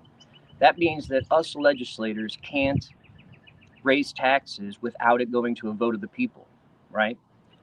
And so this is like a workaround. This is if you vote for this, it's giving us legislators 5 years to increase sales taxes on any goods and services. And you don't know what we're going to raise the taxes on. We don't know what we're going to raise the taxes on. Even the Republicans, they might have an idea, but none of us really know. And to have to make up 2/3 of the general revenue budget is really substantial. So I understand why people want to pay less taxes. I don't like paying taxes, but every nonpartisan institute has said that if this passes, roughly 80% of Missourians will end up paying more in taxes. And that's I wish that wasn't the case, but that's what every institute has said. And this is going to affect really senior citizens and working class families, lower class families, active military. And so I don't think we should switch over to a regressive tax. I think there's too much uncertainty. And you want to talk about special interests. Well, who's the one behind this whole thing? Americans for Prosperity. Who funds them? Charles Koch of the Koch brothers. So we have billionaires, out-of-state billionaires, funding this whole campaign. If you look at the pictures with elected officials, the very bottom of the literature that they're carrying, it says Americans for Prosperity. That's the Koch brothers that are pushing this for the ultra wealthy. And I've had experiences with them because the second election that I ran in, Americans for Prosperity dumped about $100,000 against me in my campaign. That was my first experience with them. That makes me like you even more. It does, because I see the same thing as you. I think the people that work for Americans for Prosperity they're on the business end of politics, right? They're looking at big business. How do we, and they'll sell it to you as though they're bringing more and more corporate jobs into the state of Missouri. They're going to do more building. They're going to do this, but I'm not a fan of the big corporate world. So I don't know if that gets out of line with the Republican Party, but I lived in both worlds. I worked for big corporations. I watched how they did business, and I don't like it. Just don't like it. Yeah. So I don't have anything to do with it. I want to get away from corporate business, and I want to get back into small business, which I was talking about earlier. Yeah. When you see what about Missouri Promise? We interviewed some guy named Uriah Stark at one of our a Republican event and asked him about Missouri Promise. Now, as I understand it, it comes from where, Isaiah? Like Rhode Island? Yeah, so it's incorporated in Delaware. And then it's a nonprofit organization. They take the donations, and then they just donated $1.9 million to Missouri Promise PAC. Right. So it's going to be an advertising for A5. Do you know anything about Missouri Promise? Who are these people? I was going to say I'm not familiar with that organization. Okay. But one thing that people should know about Amendment 5 is, we've seen this happen before in Kansas, where Governor Brownback wanted to eliminate the income tax. He did, and it ended up being a complete disaster. Republican legislators had to come back in and say, we can't pave the roads. We can't pay the fire department. They couldn't fund anything. So he was hoping it would be like a shot in the arm of the economy to kind of help the wealthier folks. And it was, anybody can look it up. It's called the Great Tax Experiment. And if you look and see what happened in Kansas, it was really bad, and it took them quite some time to get back on track. So, and why do you think, because Brownback was a Republican, why do you think the Republican establishment wants this so bad? A lot of people in the grassroots, I'm talking about the conservatives in the grassroots, they're all firmly against A5 at this moment in time. And the reason they tell me is they don't trust the Republican Party to administer it. They don't understand why they wouldn't lay out a framework. You don't have to make it law yet. But you say, you know what? We want you to vote for this. This is how we're going to begin to tax people. This is the framework for much work. We don't get any of that. So people are going, wait a minute. You have no framework. Right. As Republicans, we didn't like when they raised the gasoline tax. You've already raised the gasoline tax on us. You give us kind of a little bit of a con job on us. So we just don't really trust you guys to do this, even if the people that are putting it forth, because we'll have Ben Keithley on tomorrow. He's one of the guys behind it. even if you believe it's going to work, it's going to be a future Congress that makes all the determination, right? So it's not even done yet. We have new people coming in that are going to make a vote on it. They're going to be the ones sorting it all out. And So we see that happen a lot in the Missouri legislature, where we debate bills that we know are never going to that we're going to have to deal with. We're going to be termed out by the time the state is going to really feel it. So,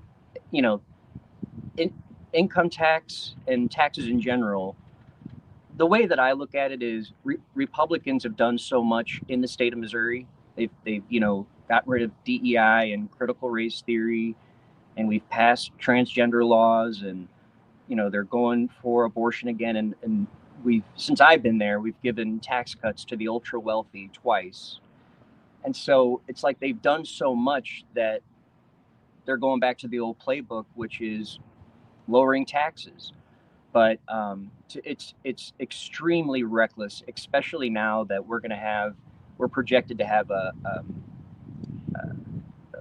budget deficit next year, which is the first time that I've seen it since I've been there, and it's happened for a long time. When I got there, we had a $6 billion surplus.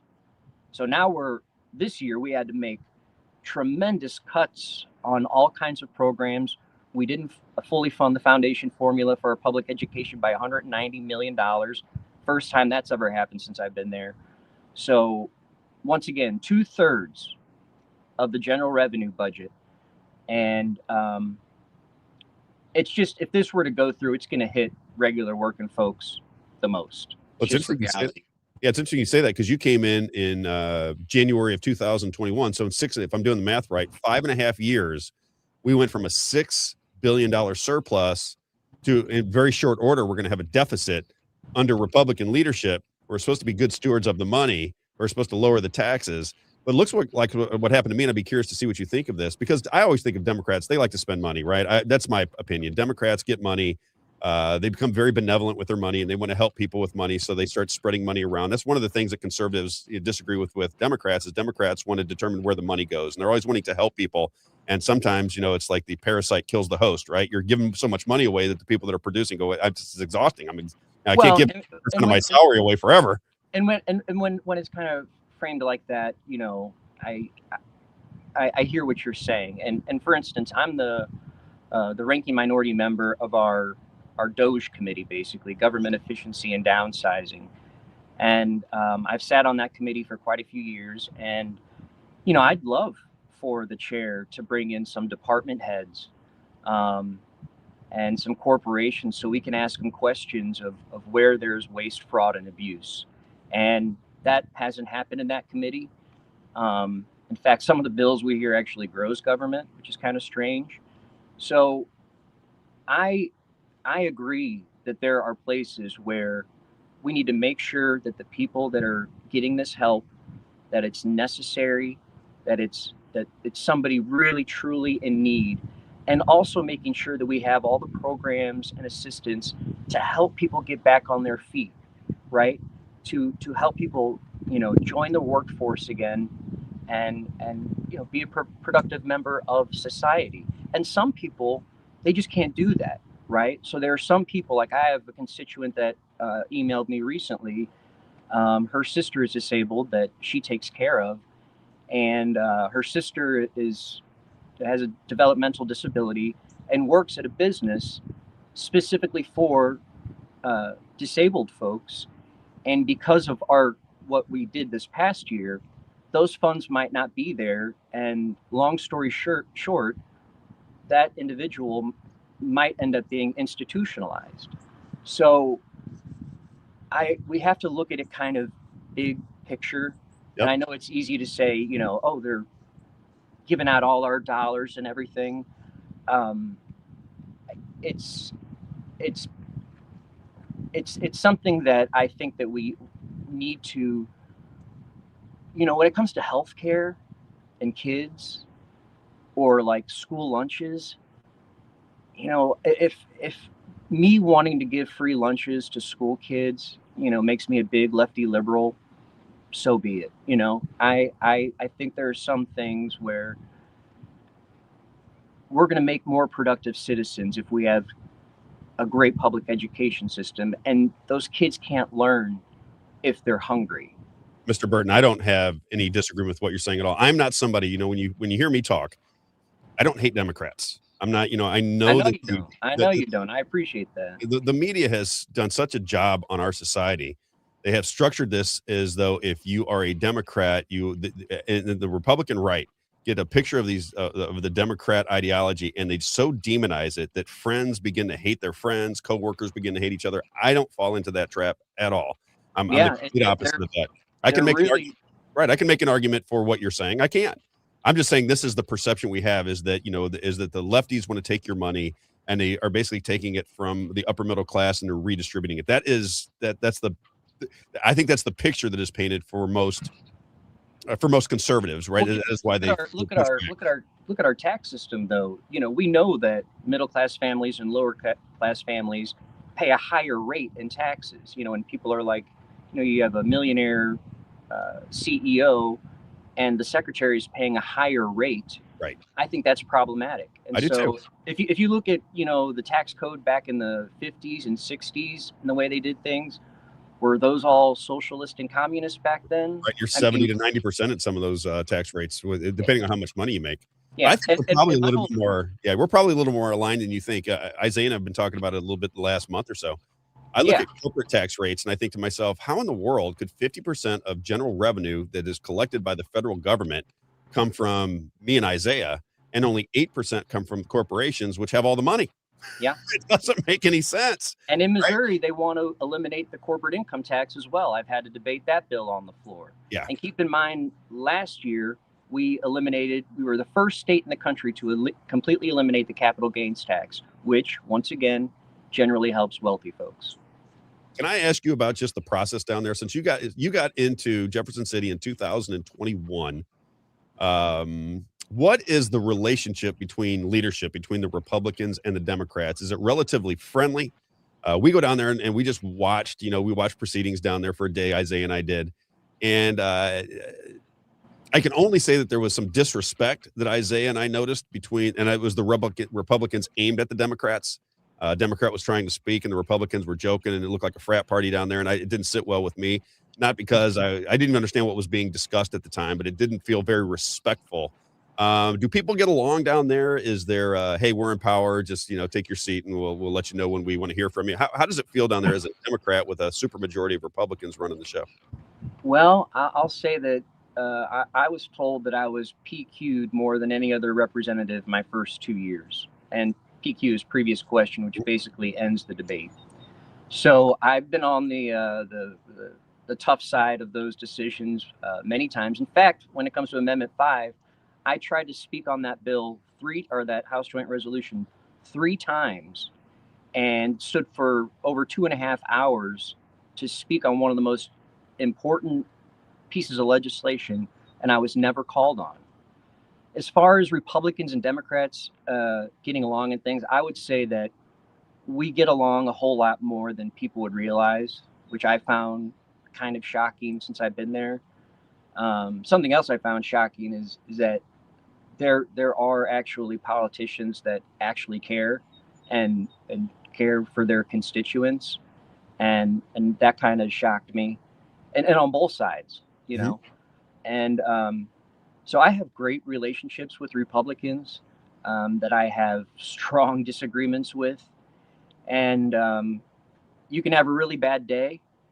And I kind of take it back to like when I was a professional actor. You go into auditions, you're disappointed. Most of the time you're getting told no. Right. And you got to get back up in the next morning, and go to an audition and do your best.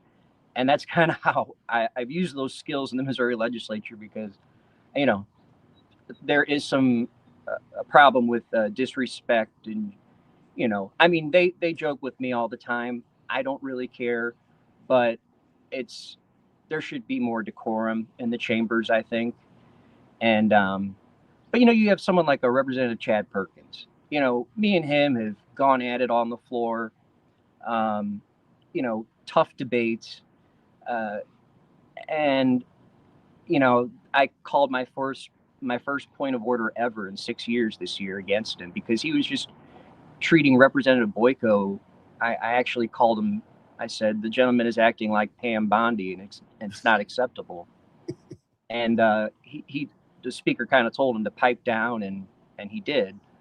And afterwards I went up to him and I'm like, Perkins, are we okay? Like, are we good? He's like, we're fine, Michael. And like a couple days later, I wanted to speak at the last minute, and I went up and asked him, and he goes, yeah, sure. So, and we're friends. We would, if he was here, we would, have a conversation, and so it can be tough at times, but we get along more than people think. How much do you think money runs the show down there? This is a common theme amongst the grassroots conservatives, the grassroots that really challenge what is going on. And they believe, and I'm talking about people that spend a lot of time in Jefferson City, they believe that big money runs the Republican Party. I guess they would probably say the Democrat Party, but they're really focused on the Republican Party. And they think the big lobby groups and the big money, they get pretty much whatever they want. I want to play, I don't know how much you like this guy. I don't know if you like Bryant Wolfen at all, but I want to play this because this was an interview that he did with somebody that's aligned with us, a guy named is Jake Jackson. And he said this to us in an interview, and it always kind of struck me. This is what grassroots conservatives that are kind of pushing back against the Republican Party, saying, hey, you guys are not doing what you tell us you're going to do. We're going to cause some problems for you until you get back in line. I went out and spoke to Bryant Wolfen. He told me the same thing as he told Jake Jackson here. But here is Bryant Wolfen talking about what goes on within the Republican Party down in Jefferson City. Tell me if you agree with this. Check this out. When we don't have a say, your representative, so like the people of the People's Lobby, like your representative doesn't really have a say in this building. They're not representing you. That's true. It's just, we just can't. We can't, let me rephrase it. We can't represent you first. You can't be our number one priority. We have to do other things first and then be able to represent you and have a say for that. We don't have an actual discussion in these big bills. Now, there may be small committees that could be formed, but in the end, we don't get to have those discussions. And obviously, if you dissent like I do often, you're never going to be a part of those conversations. I just found that kind of interesting, right? Because he said you're not represented first. And, if you talk to him for a little bit, he says, Rob, the money, the big lobby comes in here. They make buddies with everybody. They got big initiatives that get these, multi-100-page bills, very difficult to decipher or read through. And the big money seems to win all the time. And if you push back against that or make note of that, then they just, marginalize you and you don't have any power whatsoever. And I've heard that from several different people. Do you see that going on in Jefferson City? Yeah. And I think your original question was, do I think that money is a problem in Jefferson City? Yes. And money is the whole problem. It's the entire problem. The building is filled with lobbyists that have a lot of power and control. And, I know on the Republican side, on these very big bills, the truth is, if they don't vote for them, they can get punished. They can have their committee assignments taken away. They can, I know Representative Dale Wright, they didn't like one of the votes that he took. And actually, Brian Wolfen, we can talk about that too, but they didn't like his vote. So they moved where his desk was on the floor. They've taken away parking spots. They've taken away offices. They've not helped with candidates' campaign the next year. So the Republicans are in a really tough spot. And that's the problem, is that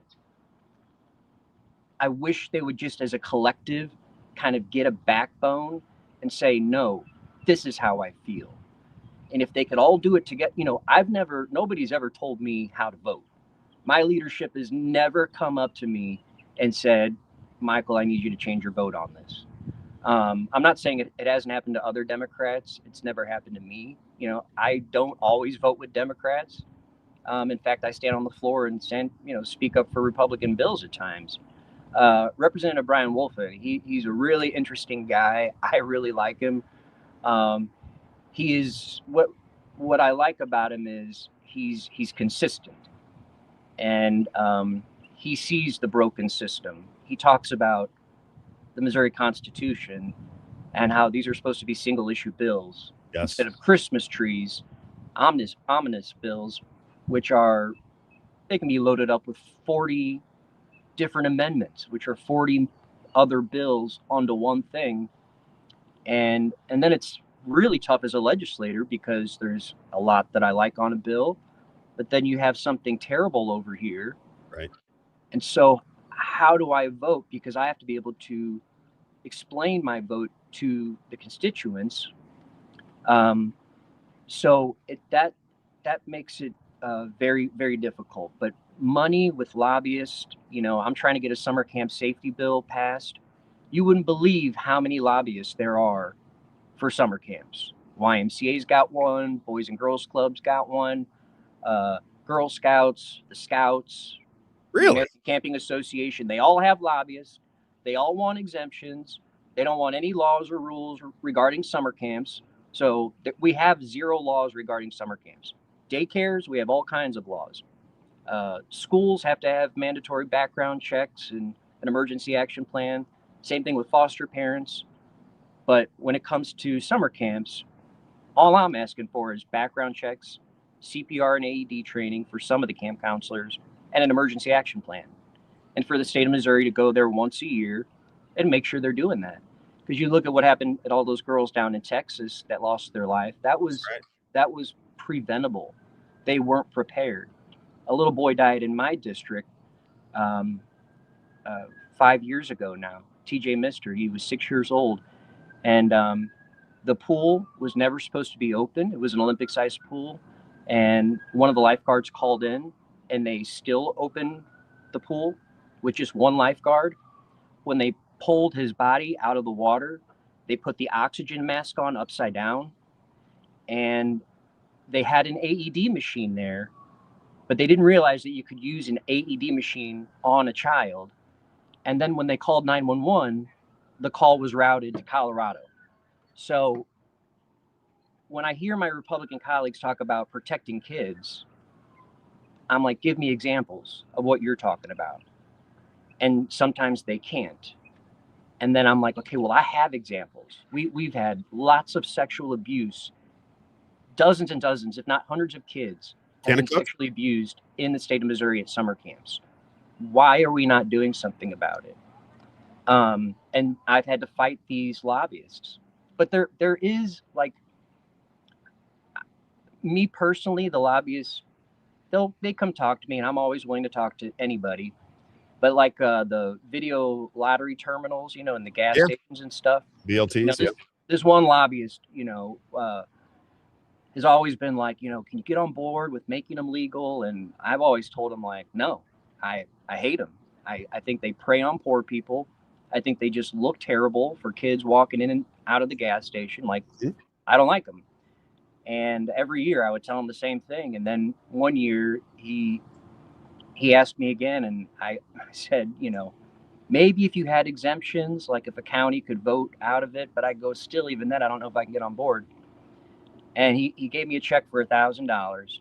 He goes, I'm sure you're going to make the right decision. And I took his check and I cashed it. And when the vote came up, I voted no. Right. So, if a lobbyist wants to give me a check, that's fine, but it's not going to, change my vote. Did you see the money coming in from the gaming industry for those VLTs? Did you see where all the money's going? Because it leads me, you set me up for my next question. It's going to the Republican leadership, right? So big money is coming in from the gaming industry to pay off, and I shouldn't say pay off, but to influence, if you will, John Patterson, Alex Riley, O'Loughlin, and Kehoe. And you look at that and you go, wait a minute, those are the decision makers in the establishment of the Republican Party. And if they're getting big checks to the tune of $750,000 from the gaming industry, then odds are, if you're a betting man, you're going to have VLTs in the state of Missouri before too terribly long, because they're starting to buy up the people that make the decisions. Yeah, I don't know. I haven't looked at their MEC report, so I don't know what kind of money they've gotten from the VLT lobbyists, so I can't really comment on it. But there's definitely people pushing them, to do it. But I don't know, so I don't really came out of the Missouri Independent, Michael. We'll get that for you, but it's a chunk of money going to the Republican leadership for okay. gaming industry. This is an article put forth by the Missouri Independent. A couple more questions for you, just one other. Yeah. Something that bothers me about maybe I should aim my attention toward the Democrat Party because I can't get much done with the Republican Party. Do you know the story? Have you heard me talk about the story of Jeffrey Winehouse? No. Okay, let me tell you a real quick story here, and I'm going to send this to you. I just need somebody that is in a position of power to recognize that a man sits in prison and he videotaped his own assassination attempt by the cops. You would think the Republican Party, when you show this to them over and over again, and as I've said on the show many times, every single Republican that I've talked to in a position of power, I've given the video to, they know the story. Privately, they tell me they agree with me, and they don't do anything about it. And I just don't understand it. So here's a guy, Jeffrey Winehouse was an independent journalist working out in Franklin County. He got a tip that some malfeasance was going on within the Missouri Highway Patrol. He started talking about it very openly and almost to a threatening term, but the FBI said it was not anything illegal. He was very, very outspoken, but he was not doing anything illegal. So the police department shows up at his front door. They say they smell marijuana. So this is in 2013, I believe. They call for a search warrant. They come into this man's home as an independent journalist. You gotta remember, he's a journalist. They come into his home and they take his phones and his computers. They keep him for a 3 weeks. And then they call him and say, okay, we got your phones and your computers. Now they plan to arrest him, but they say, we have your phones and your computers. Come grab them at this filling station out in the middle of nowhere, which the cop that actually shot Jeff Winehouse said he was expecting to be empty because there's never anybody there. Jeffrey Winehouse shows up to get his computers and his phones back. And about 12 seconds after he got out of his car, he was shot twice in the chest and twice in the forehead. But he survived. He survived. And what the cop didn't know when he was telling people what happened, right, when he was giving his testimony as to what went down, he didn't realize that Jeffrey Winehouse had a spy watch on. So everything, all the audio and the video, and you can see because his hands were in the air, because you can kind of see if you stop the camera in time, you can see the video. You can see that his hand is above his car. So the cop said he had it on a gun, that he was trying to take a gun out of his holster. Right. This was the commentary. He also said that Jeffrey Winehouse pulled into the filling station and kind of did donuts around him to threaten him, which you can see and hear on the video that didn't happen. It was just niceties. And he said, Jeffrey, why do you have the gun? He said, I have a right to carry a gun. Why do you have a gun? He said, well, we're police officers. And then he goes, get down on the ground. 4 shots in 12 seconds. This man, after he got out of the hospital, they arrested him and had put him in jail for 30 years. They say that he shot the cops, which nobody says. That's the charge. He never shot at the cops. Nobody even says that he shot at the cops, but that's what he's in prison for. He's been in for 13 years on a 30-year sentence. And I can't get anybody in power to give this man his due. And I just ask everybody, if it was your son or your brother or your father or your uncle or somebody that you loved that was wasting their life away in prison for something he can demonstrate that he didn't do, everybody that's watched it or knows anything about it, everybody in Franklin County knows he didn't do anything wrong. What prison is he in? Isaiah, will you look that up? Yeah. Because I can, as state legislators, we can go talk with folks. I have not heard that. Michael, if you go, I'll go with you. I'll go with you. I'd like to look into that. I really would love somebody just to say, you know what, this is just not right. You know, in America, I think you're a little bit like me, right? I just get the sense in talking to you that justice is a big deal to you. That's why people sometimes see things through a different political lens. It's what is your justice? But justice in this case is a man is in prison for 30 years for something he did not do. Everybody knows that he you're talking about going after a journalist specifically. Yes. You're getting into really dangerous territory. Exactly. 100% agree. That's why this has been such a big deal to me. Everybody goes, Rob, I hear you on it. And listeners of our show are very upset about it. But what year did this happen? I think it was in 2013. His name is Jeffrey Winehouse, and it's spelled Weinhaus. I'll send you the information. And the documentary is called The Silencing of Bulletin Man. And I'll tell you what, anybody that helps this man, I will do whatever I can for them. I think that this is bigger than just about anything that's going on in the state of Missouri, because as you rightly explained, this is about journalism. This is about your right to free speech. This is a big deal. But the Republican Party is not doing anything for me. I've told multiple people in high-ranking positions in the Republican Party, nobody's even responded to me yet. Nobody's even said I've watched the video. Nothing. They just like, innocent man in prison. Who cares? That's kind of the way it's coming back at me, and I'm like, what is going on around here? Anyway, well, I got the prison location. I will look into it and continue the conversation, because if what you're saying is completely accurate, which I'm assuming it is because you've done research on this.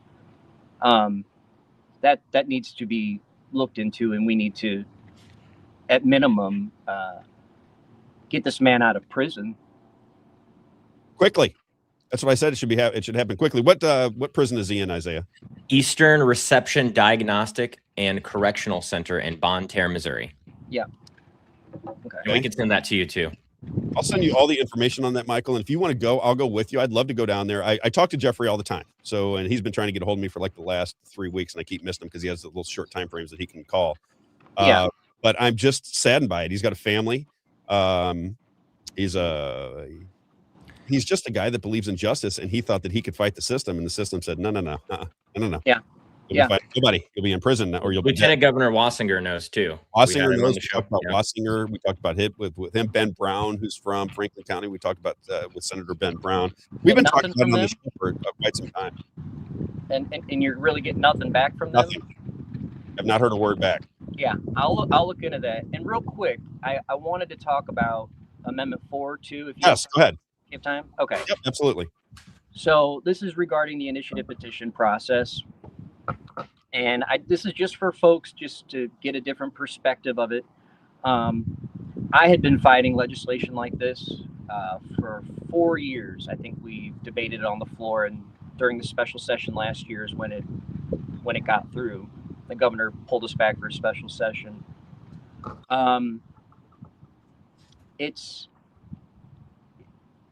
You're literally asking people to take power away from themselves. And when I hear Republicans say, well, this is to stop out-of-state money from coming in and changing our Constitution. And then at the same time, so they're like, vote for Amendment 4. But then Amendment 5 is being funded by out-of-state money. Exactly.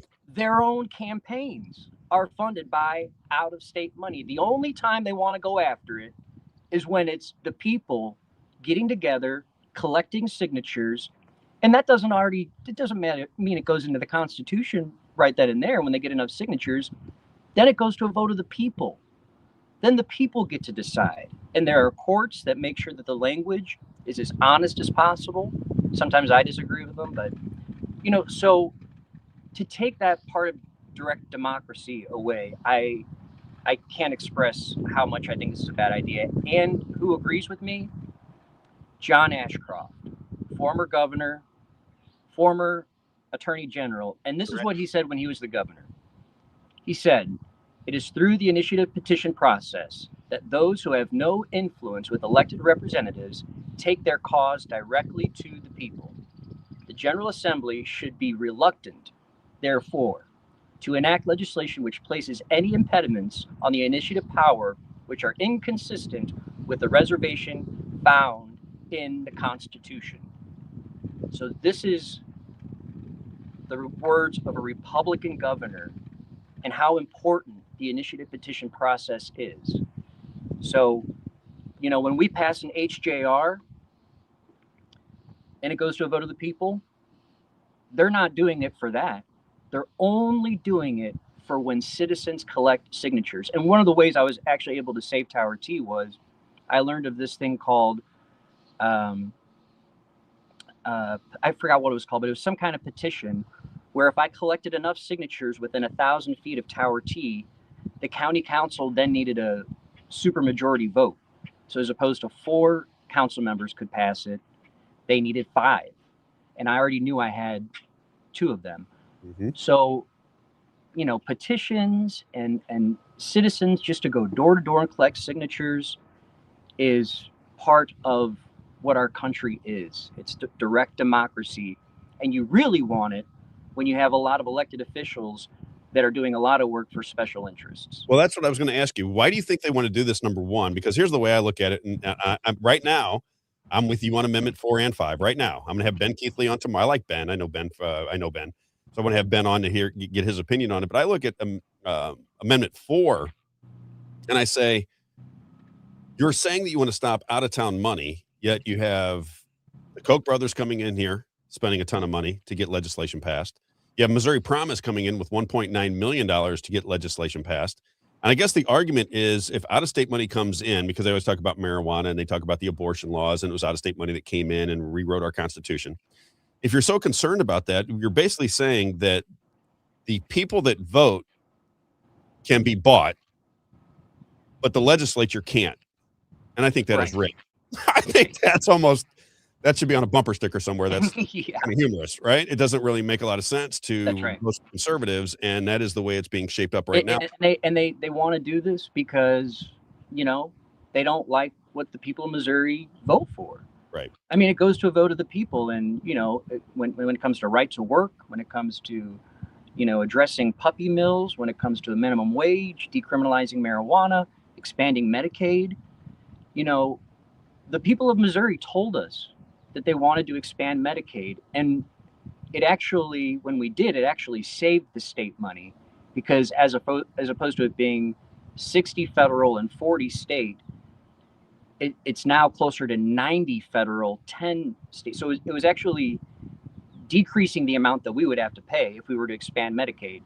The people voted for it, and the first year when I got in there, they wanted to just not fund it. And I think we need representatives that respect the will of the voters. Could agree more. I like talking to you because you seem kind of easygoing when talking, because I like to have a conversation more than anything else. But I got to ask you a couple other questions. One is elections. Let me just give you my take on elections. Let me just play this for you real fast, because are you a Barack Obama fan? Was he a Democrat that you approved of when he ran Yes. ran the country? Okay, so you're a Barack Obama fan. So I want to play this for you. Give me 1 second. Let me find it here. All right, let's do it here.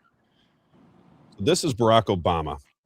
And, you know, these are the things where I go, I don't know how we miss these comments and ignore them. I just don't understand. But here's Barack Obama in 2012. He was doing a rally in Ohio. It's not as if it's just Republicans who have monkeyed around with elections in the past. Sometimes Democrats have too. Well, I tell you what, it helps in Ohio that we got Democrats in charge of the machines.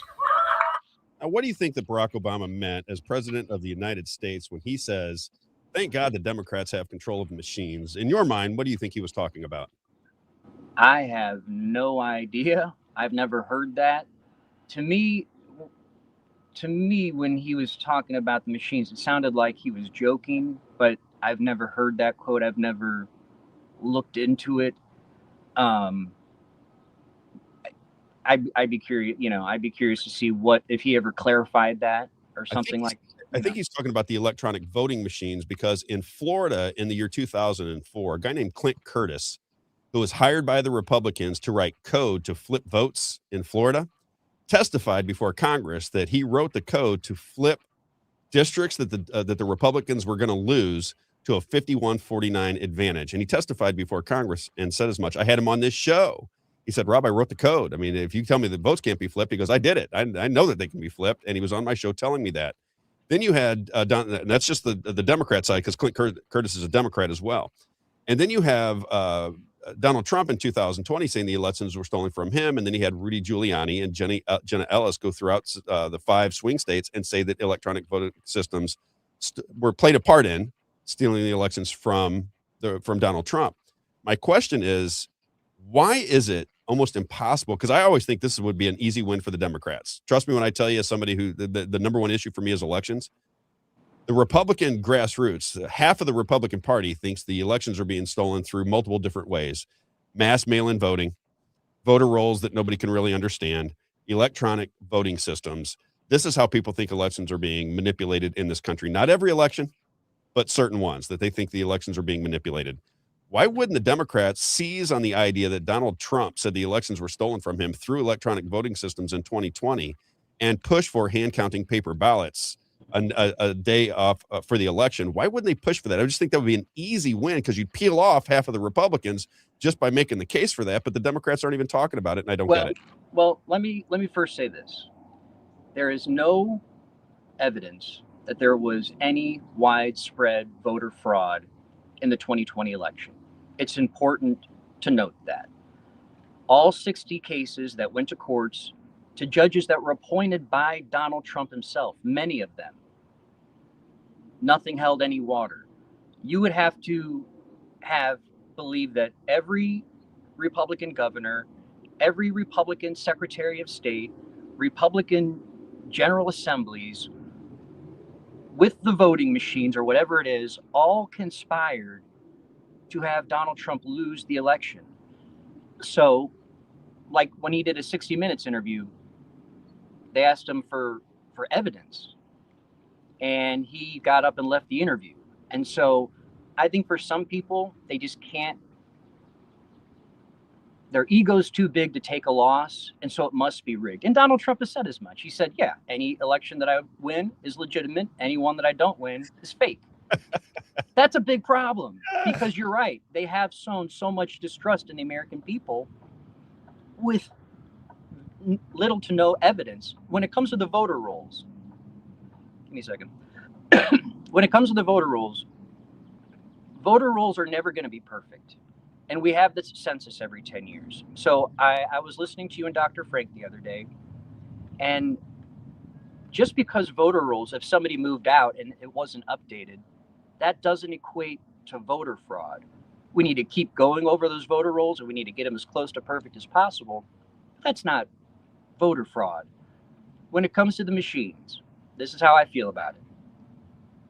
And I know this will upset, maybe some Democrats.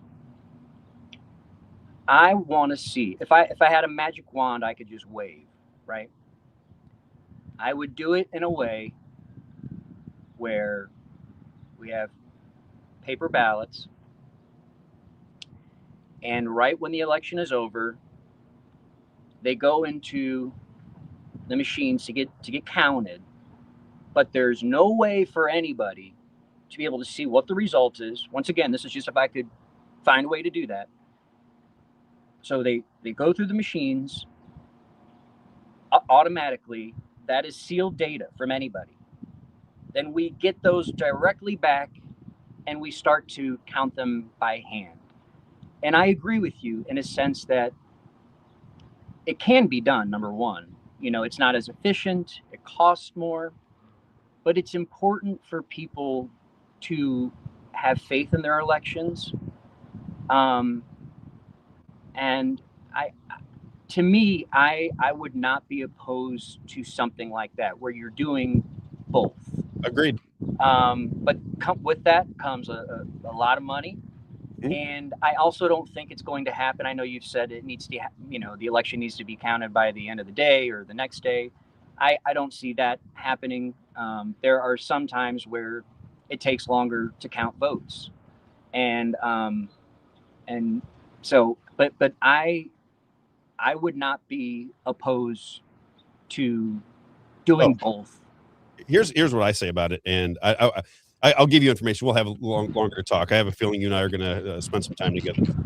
I'll give you all the information that's out there, and I'm with you. You can't really prove that the elections were manipulated. It's difficult to prove. What I say to everybody in Jefferson City when I talk to them about the elections is, if Barack Obama says, even if he's joking, I don't know that it was a joke or not, Democrats have a better chance of winning Ohio because they're in charge of the machines. Now, he might say just they were stealing them, the Republicans were stealing them, and now we got charge of them. That's probably what he meant. And then you have Donald Trump, who's got all the Republicans believing it was the top agenda item before Donald Trump won the election with conservatives, was the elections. Right? If he says the elections were stolen, and we got Barack Obama saying the elections were manipulated, you got Clint Curtis, who's a Democrat, saying he wrote code to flip votes down in Florida and testified before Congress of it. What you've done is, even if the elections are fantastic, you have sowed distrust within the election system. And I don't know what could be more destructive to society and a constitutional republic than having voters and citizens who are having their money taken from them for taxation that they don't always agree with being instituted by people that may not have got the most votes in their election. That is a really bad place for voters to be in when they sow distrust. So if your party leadership sow distrust, then you have to go back to a system that people understand. And right now, I mean, if you look through the voter guides, you need a degree from MIT to understand how we count votes in this country, in this state. Why?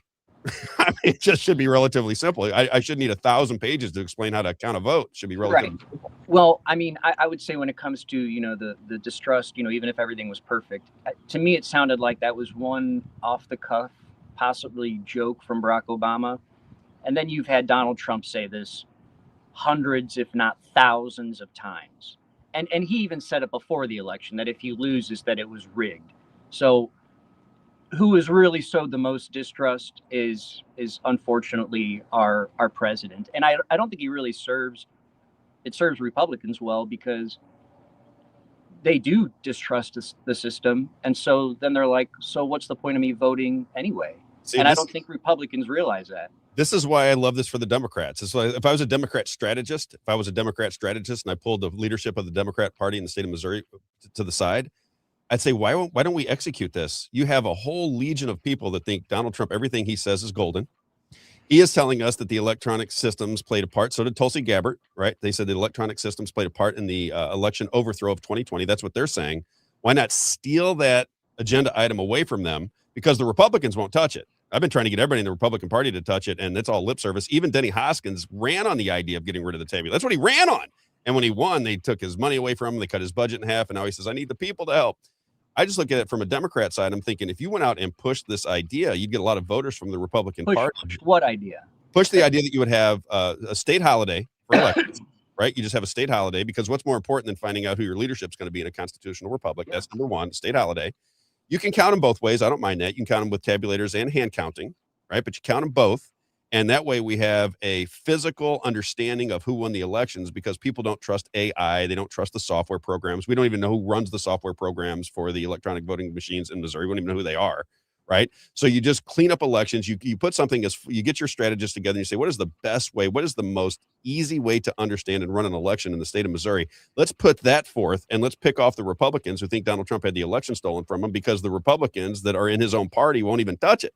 And I'm just asking from a strategic standpoint. Yeah, I'll tell you why you probably haven't seen that, and that's because we hear bills often where it's a solution in search of a problem, and that's what this is. So for Democrats, I asked Representative Chad Perkins when we were debating election laws on the floor.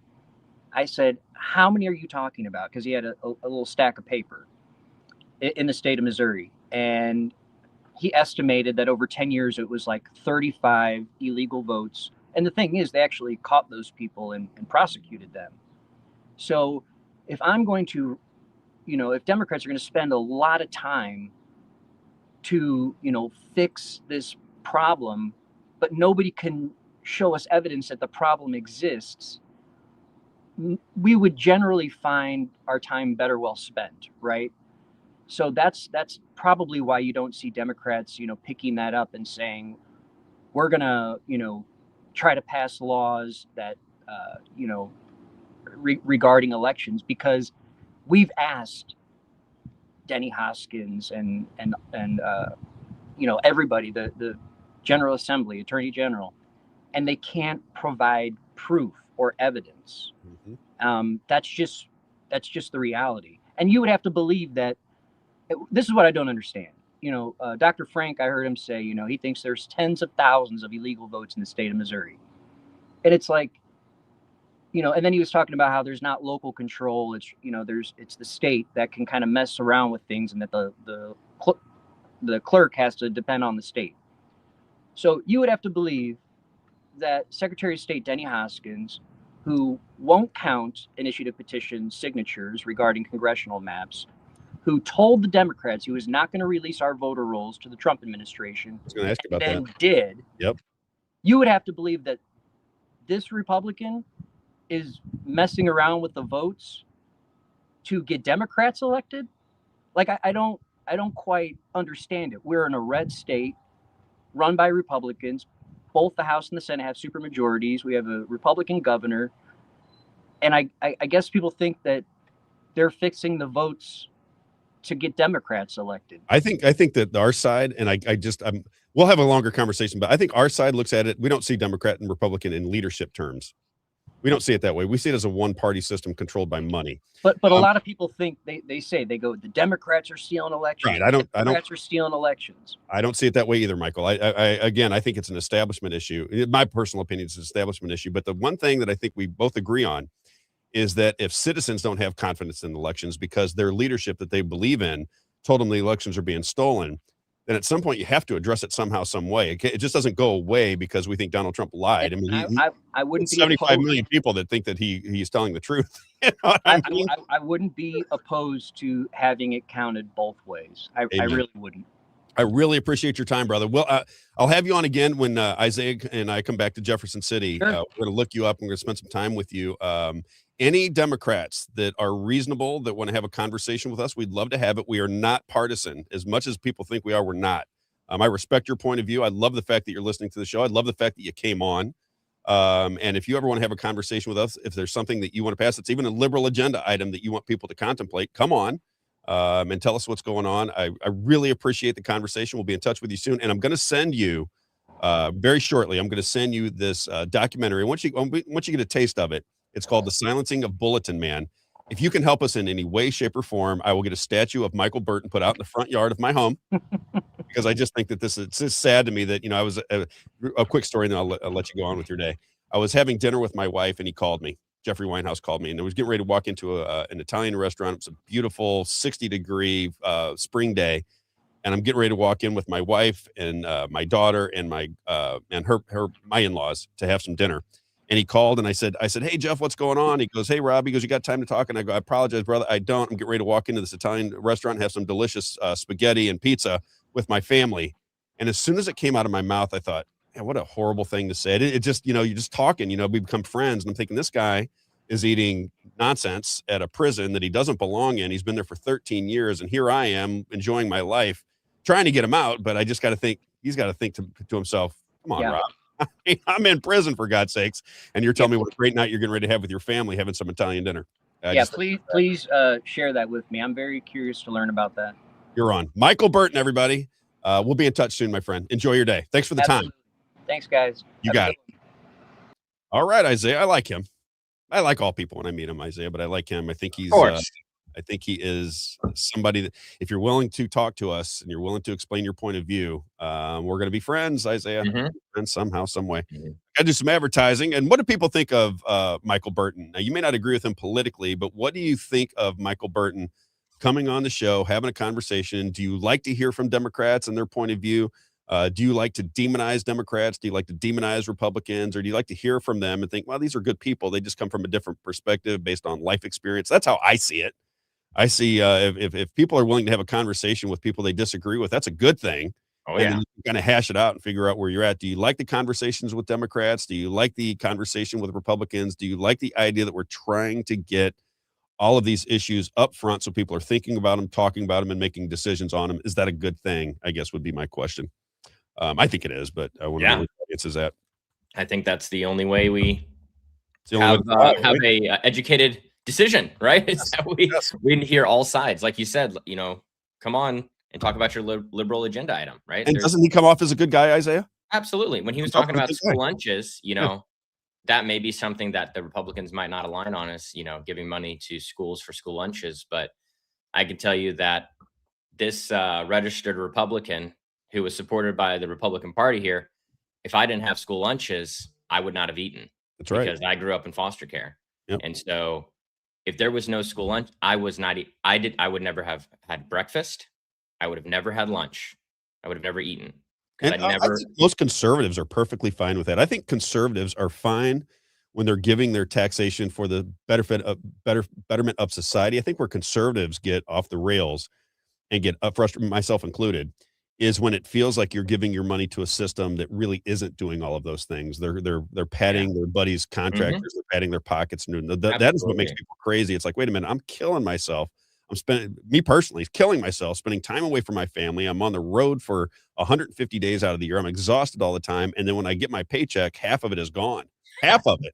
Isaiah, I'm telling you, half of my paycheck was gone in the big money making years. I was getting half my paycheck taken away from me. No, you got the insurance and everything. And I didn't even know, Rob, until I started making a lot of money. I had no idea that there was different tax brackets. Nobody does. Nobody does until it happens to them. I said, what the heck? Where's all my money going? They're like, oh, well, you're in the highest tax bracket. I was like, what?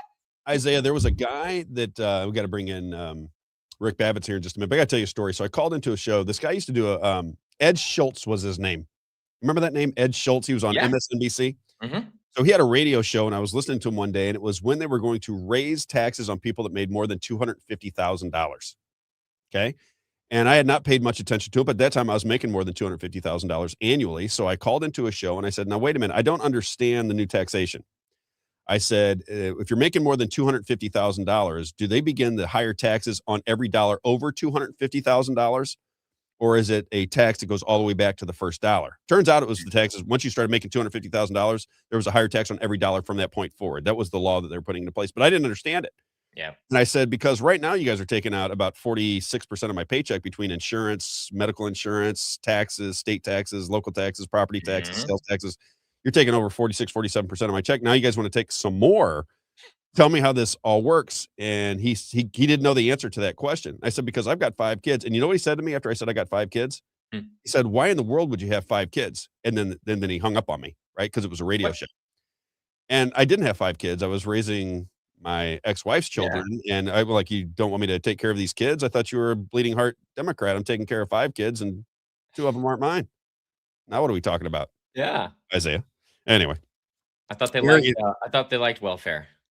He didn't. He didn't like that I had 5 kids, and he didn't like that I was asking questions about making more than $250,000, which I'm sure he was making quite a bit more than $250,000. Rack Custom Coatings.com. Rich McQuay. Again, if you've got a garage, especially if you've got a bigger garage, a 3 or 4 car garage, just think if you want to have that man cave out in your garage, Isaiah. How many people do that? I was just over at a buddy's house on 4th of July, and he had the TV out in the garage. I know a lot of people in Missouri do it. They get away from the family, and they go out into the garage, and they have their friends over, and it's like the man cave within their garage. Me. You got one of those? Got to get. Yeah, I have a detached garage out here, and so sometimes I'll just go out there whenever I'm cleaning the garage. I just open the door up and just hang out there for a couple hours. Lose my phone. My wife calls me, can't find it. If you ever read the book Men Are From Mars, Women Are From Venus, he talks about men and caving.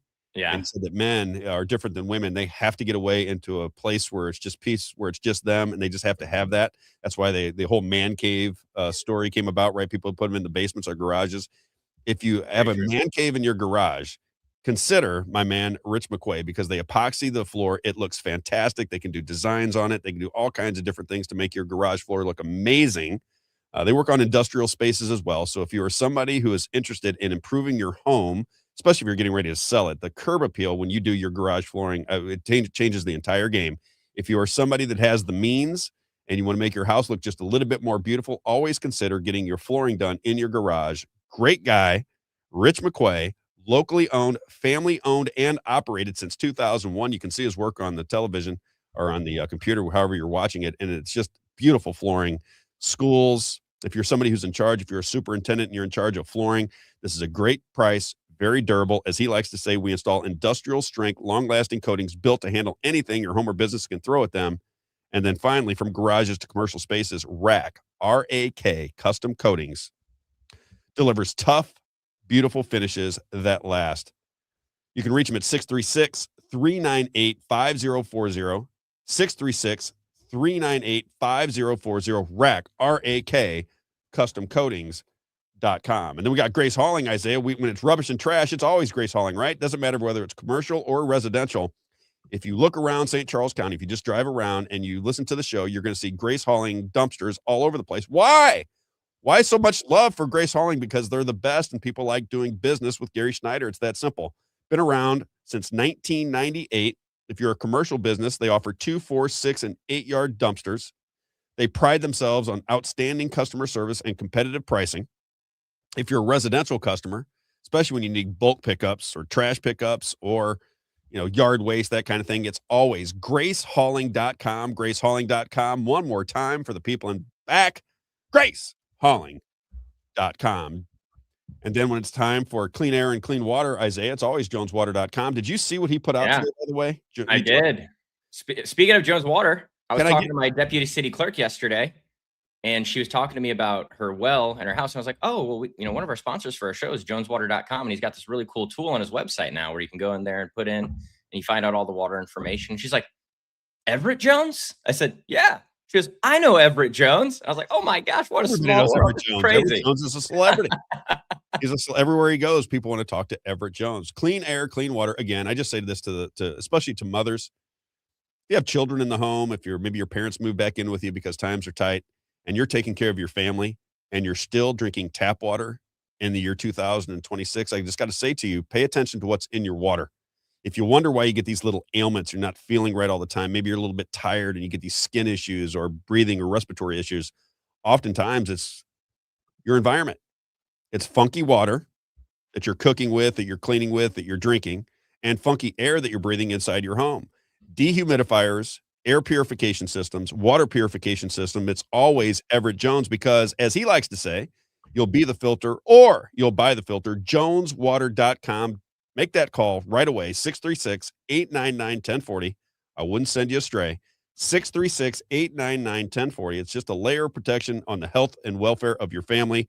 Everybody should have it. I think the government should provide it for you. I don't think we should be drinking tap water in the year 2026. It's not as healthy as it should be. A lot of fluoride in that water.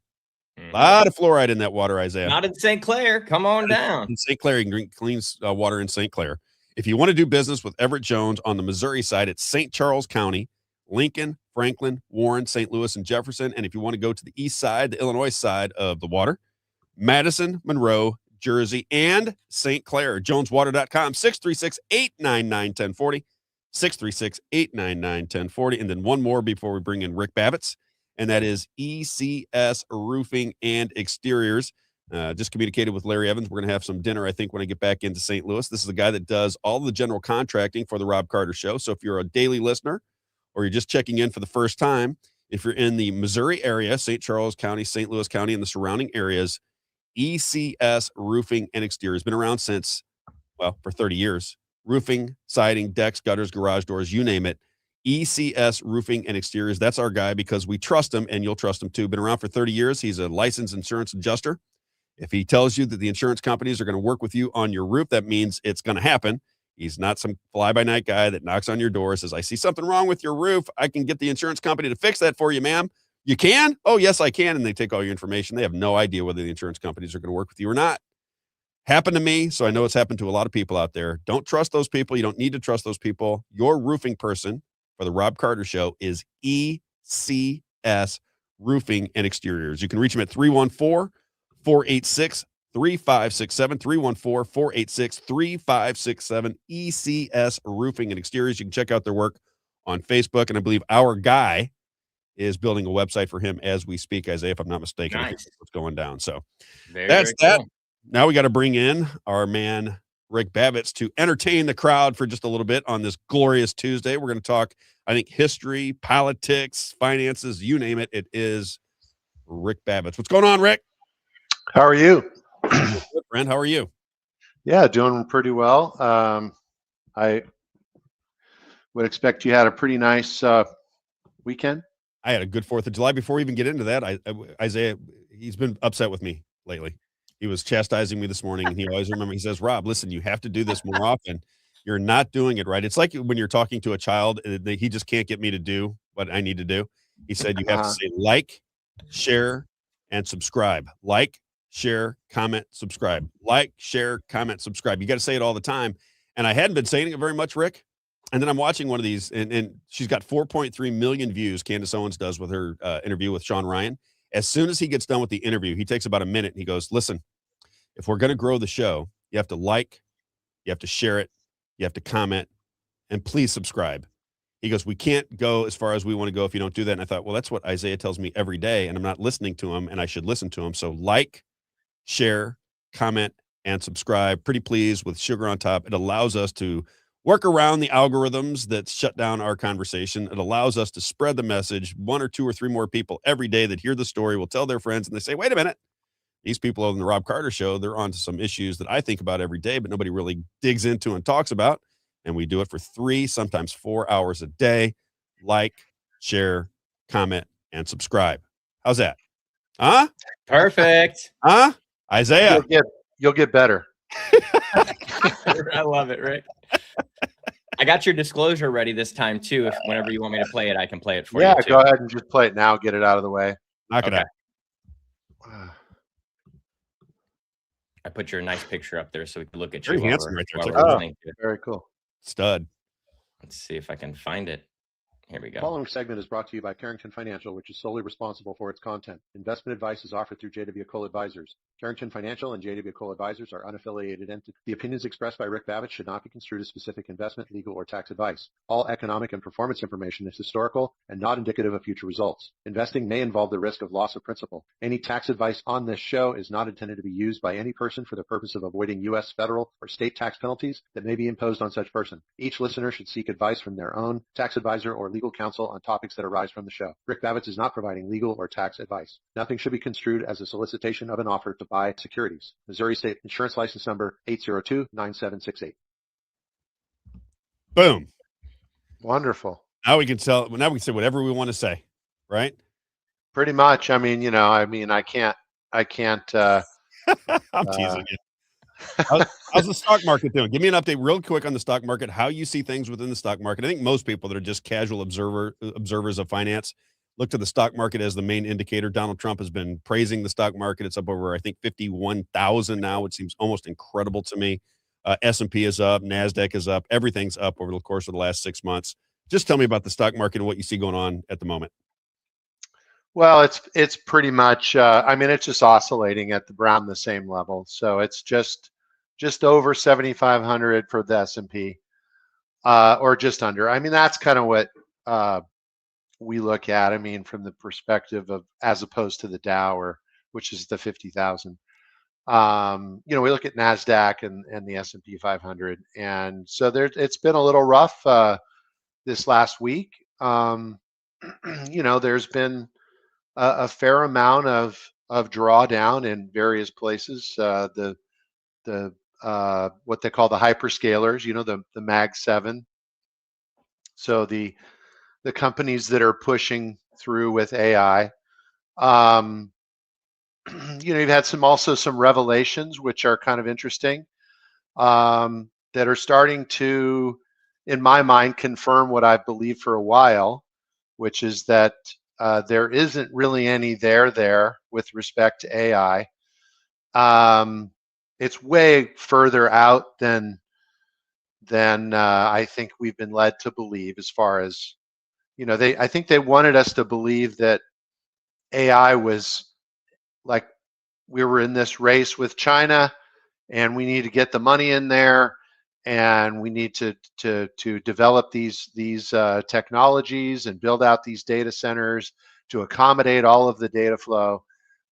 So give us your money and this, that, and the other. And I think that, the whole time it just seemed a little bit of a stretch. We don't even have the power grids that could support any of this stuff. We're way behind China with respect to nuclear reactors. They've been building between 8 and 10 nuclear reactors a year for some time, like 15 years. They've just been knocking out these reactors, and these are 1,000 gigawatt. So they're gigantic. They're the most highly technological of nuclear reactors that they've been building. Meanwhile, we haven't built any. We've only built 2 or 3 of the modernized ones in the last 10 years. We have to spend money on war. I don't know if you know this, Rick, but we have to bomb people. That's where our money goes. We have to bomb people forever. Yeah. Since I was a kid, we just bomb. We're not worried about infrastructure. We're about bombing people. Yeah. It is about submission. So in the sense, and I don't see it, when some people look at a particular president, or a particular party, let's say, who wants to bomb this or bomb that, and the whole bomb Iran. Mm-hmm. They would say Iran, so it's pronounced Iran, but but a song that came around, it's still popular 50 years later. That song was written 50 years ago. It was. Yeah. Yeah, different lyrics, but definitely. I gotta ask you this too before you move on, because when you made mention of the AI data centers and a lot of money going into the market supporting AI data centers, did you see Mike Rowe? He did an interview the other day, and he said, one of the reasons the AI data centers aren't getting built as fast is there's no workers. He said there are contractors, electricians that are making $250,000 a year because they're getting poached from places because there's not enough hands-on workers. He's into the blue collar work. He said, there's no electricians, welders. He goes, these are the things that are needed for these AI data centers. He goes, and they don't have the workers to do it. We don't have enough skilled labor in this country to build out these AI data centers. And the skilled labor, he was talking about electricians primarily. He said these electricians are getting poached. They're making $250,000 a year plus working on these AI data centers because they're about 3,000 short of where they need to be to build these AI. I just thought that was crazy. We don't have enough electricians in the United States of America to build AI data centers. That's what he said. Well, I mean, it goes back to electric vehicle technology. The Royal British Society of Science, I can't remember the exact full name of that organization, did a study. It was at least maybe 7 or 8 years ago, something along those lines. I'll have to pull it up and bring it back on the show at some point. But basically, the gist was we don't have enough. Like, they did a study just for Britain, which has like 3.5 million cars. And they said, if we wanted to replace all of our 3.5 million cars, what kind of resources would we need? Like hard, materials, the cobalt, the copper, the iridium, all the different rare earths that would go into the batteries and all of the technology, which, by the way, is principally still 98% fossil fuel that we need to build that, and I don't even like the term fossil fuel. That's not a real term.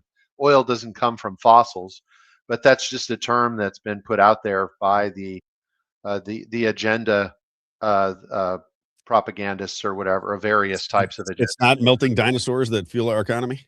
No, and and it's fundamental to really my whole approach to finance, or really my worldview, is based on this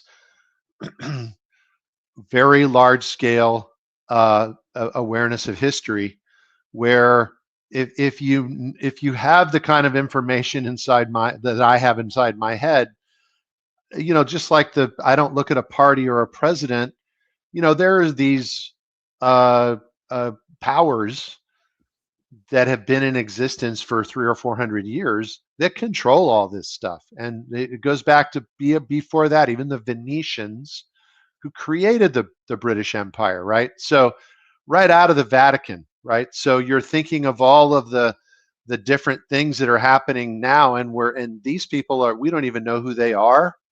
We don't know their names. We don't know how much wealth they have. Did Elon Musk, touch the ceiling for a few days with $1 trillion, being a trillionaire? Yeah, maybe. I mean, virtually, he was was it realized?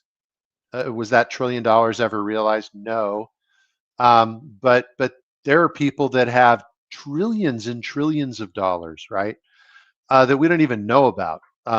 It's just in a stash of gold or something, somewhere.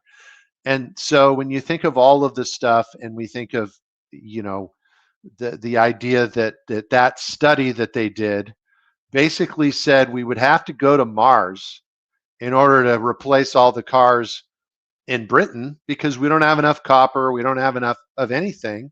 We're going to run out of cobalt before we get to the 3.5 millionth car. We're going to run out of stuff. There's just not the at least discovered sources, right?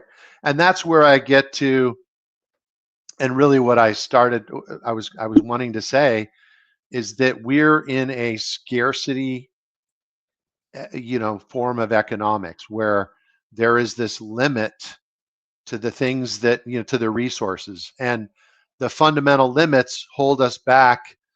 And there's no possibility, at least in this particular framework of thinking, that there's no possibility that we could discover some huge tranche of a gold or of oil if we were to drill further down, right? Or if we were to drill in the ocean somewhere where we haven't thought about. Here we are talking about and spending loads of money potentially to maybe go to Mars, which I'm going to say I'll be the first to predict that those people who go to Mars, if they ever leave the you know, the atmosphere or whatever, if they get past you know, the Van Allen belts, you know, or whatever, all the radiation and all those things, if they get past all that, they're not coming back. It's not a thing. I mean, seriously, anybody goes on that trip, either they know it's fake and they're going to show up. Did we go to the moon? Pardon me? Did we go to the moon? I mean, I'm going to just say, I mean, it certainly seems suspect to me. I mean, I'm not going to say no, absolutely.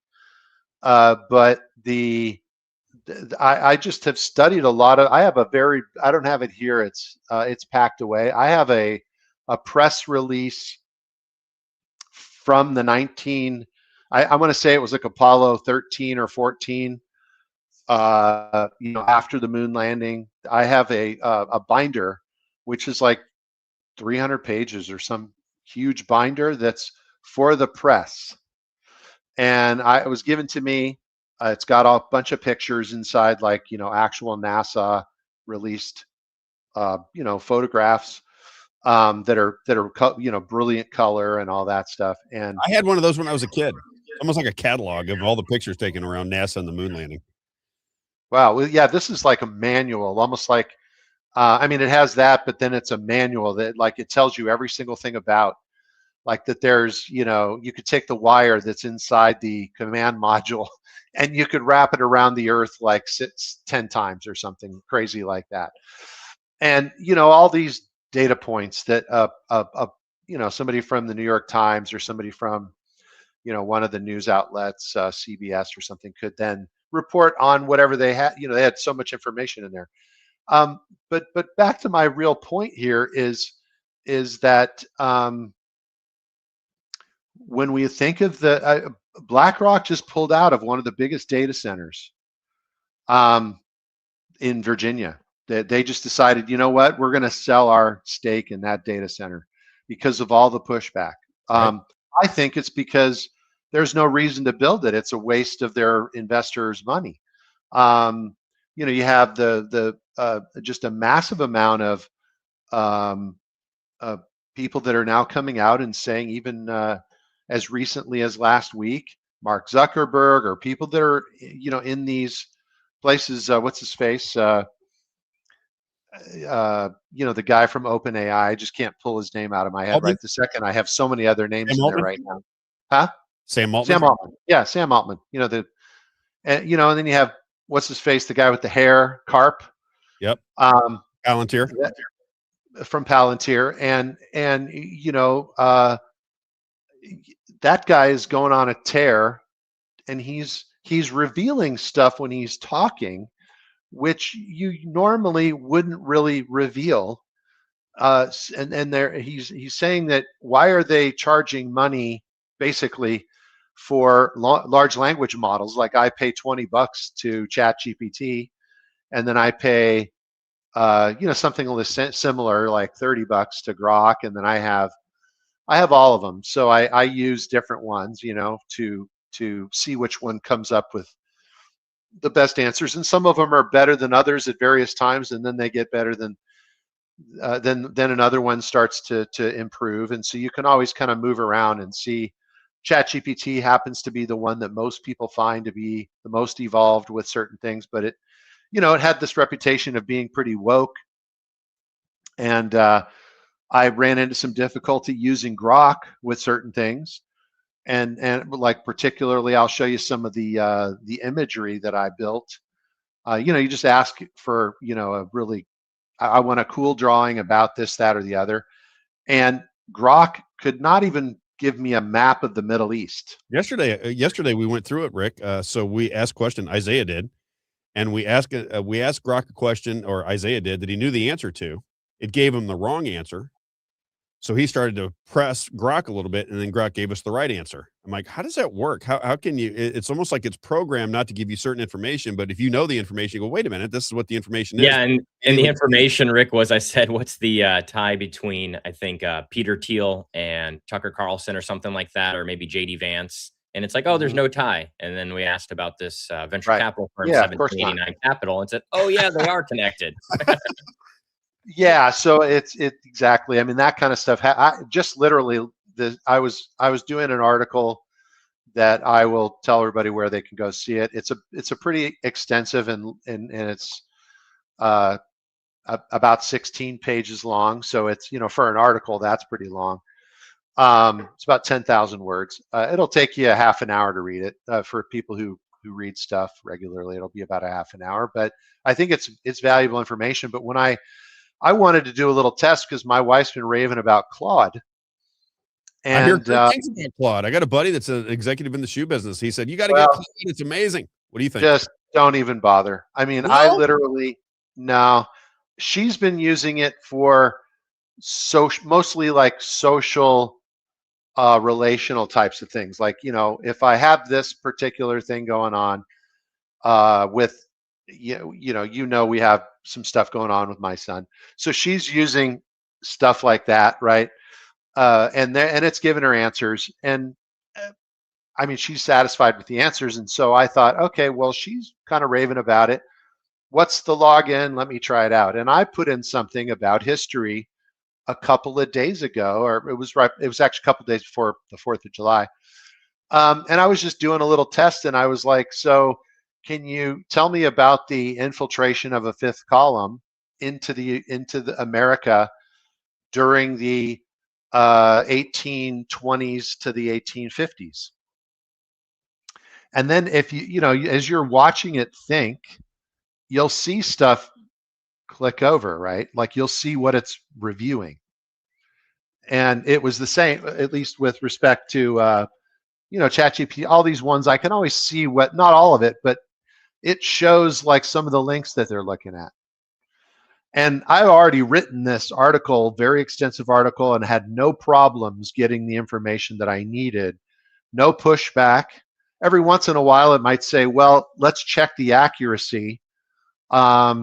Or whatever on a particular scenario that I like, for instance, what I mentioned, I think it was last week, where Aaron Burr had kind of set up Alexander Hamilton with a duel, but also he had set up Alexander Hamilton's son like 3 years prior to that, who was killed as well. So anyway, and the pistols and all those things, and it was it was just checking and going, oh yeah, you're correct. Those pistols were the same pistols, and they are in the J.P. Morgan. I was just writing, and I was like, wanting to just double check and make sure I wasn't, saying something that, and I've looked it up in a bunch of places, but I always just like to fact check myself. And anyway, when I did this thing with Claude, and I was asking about some very specific groups that were Anglo-Saxon based groups that basically came from Britain and started to infiltrate. And one of these groups, I'm not going to say what it is because it's just interesting. When I was looking at that feed as it was flashing the different links, right? I saw conspiracy theory, I saw anti-Semitism, I saw all these. That it was actually calculating, like, is this request any of these things like that this person's asking? And I was like, and then what it gave me was 25 minutes of arguing with me. Like, well, you can't really prove, you can't really say this, or you can't do this, or you probably want to say this a different way. And I was debating. If I read you the feed, I saved the feed. It's in the account. I literally was like, so basically I gave you a specific prompt and all you've done is debate me. And it's like, fair point, fair point is actually one of the classic things that AI will tell you or reply to you when you've busted them, right? They'll say fair point, like as if, no, I'm totally wrong. That's really what it comes down to, is you're totally wrong.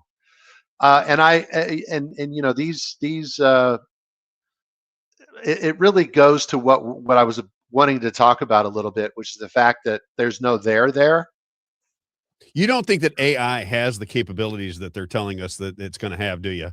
And I always wonder totally that because don't. it's all based on numbers, right? If it's the numbers analyzation of information, it does not have the ability to think, and it could never have the ability to think under those circumstances. So it's only going to give out what has been given to it. Yeah. Complex math, that kind of thing. I can see where that would be beneficial. But outside of that, when it doesn't have any ability to think. So if it doesn't Right. have the ability to think, you Well, should always reason is actually the word. reason. So That's the word I'm looking for. Reason. yeah. So it's I'm working on an article called "No AGI for You." You know, like no dessert for you. Because the guy who I'm going to pull up his name because so it's Demis Hassabis.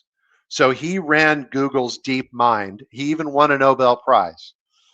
Okay, and he said that he did a test where he was studying these things, and to exactly your point, he was having it work on very complex mathematical problems related to the theories of relativity and string theory and very complex, high level mathematics that most people would never dream of even understanding even little bits of it, right? And of course, I understand it all. No, I'm just kidding. But in reality, he was noticing that it's doing a great job, but then he started to surmise, like, hey, I've given this tool, right? And I think it is a tool. That's really what people need to understand. It's just like a hammer, right? So if you think of it as a tool, like, when you think of a politician who's, Why are you calling politicians tools? That's not a very nice thing to say, Rick. Well, when I mean, I think most of them are, right? Because what are they? They're just there for someone else to come along, pick them up and use them for something, right? And you got you mean that kind of tool. I thought you meant the other kind of tool. Okay, I got you. Well, I'm saying tool as in they don't think. They're not really doing anything purposeful. They're just being following dictates and orders from on high, right? It's true. And some of them, or maybe a lot of them, or most of them, are compromised in some ways. So the fact that they're tools, they might be intellectually smart people, but they're being deliberately obtuse. They're feigning some kind of like absence of awareness of what's going on around them. And these are the people that are supposed to be running the most powerful country in the world. And this is the kind of quality, let's call it, or lack of quality that we have, up there, right? And I know so much in I don't know everything at all. I know just a fraction of what I could know potentially, and what I know is like, okay, none of these people represent anything but the power of whoever got them there, right? And that's it. And so, but back to what I was saying about Hassabis, which was he started to think, hey, this is just a big, huge library. This is what I've created as a library that can, with like milliseconds, it can access simultaneously many pieces of data. That's basically what it is. It's a collating or a self-collating, highly evolved library filing system, and it has every single thing that every piece of literature, every technical manual, every before you go further, movie, every video, every single thing of data. It even has all of our thoughts. That's right. That we've put into Google years and years ago. I was trying to tell people that what do you think AI, when they're talking about AI eventually having consciousness, what do you think they're actually referring to? And they're like, I don't know.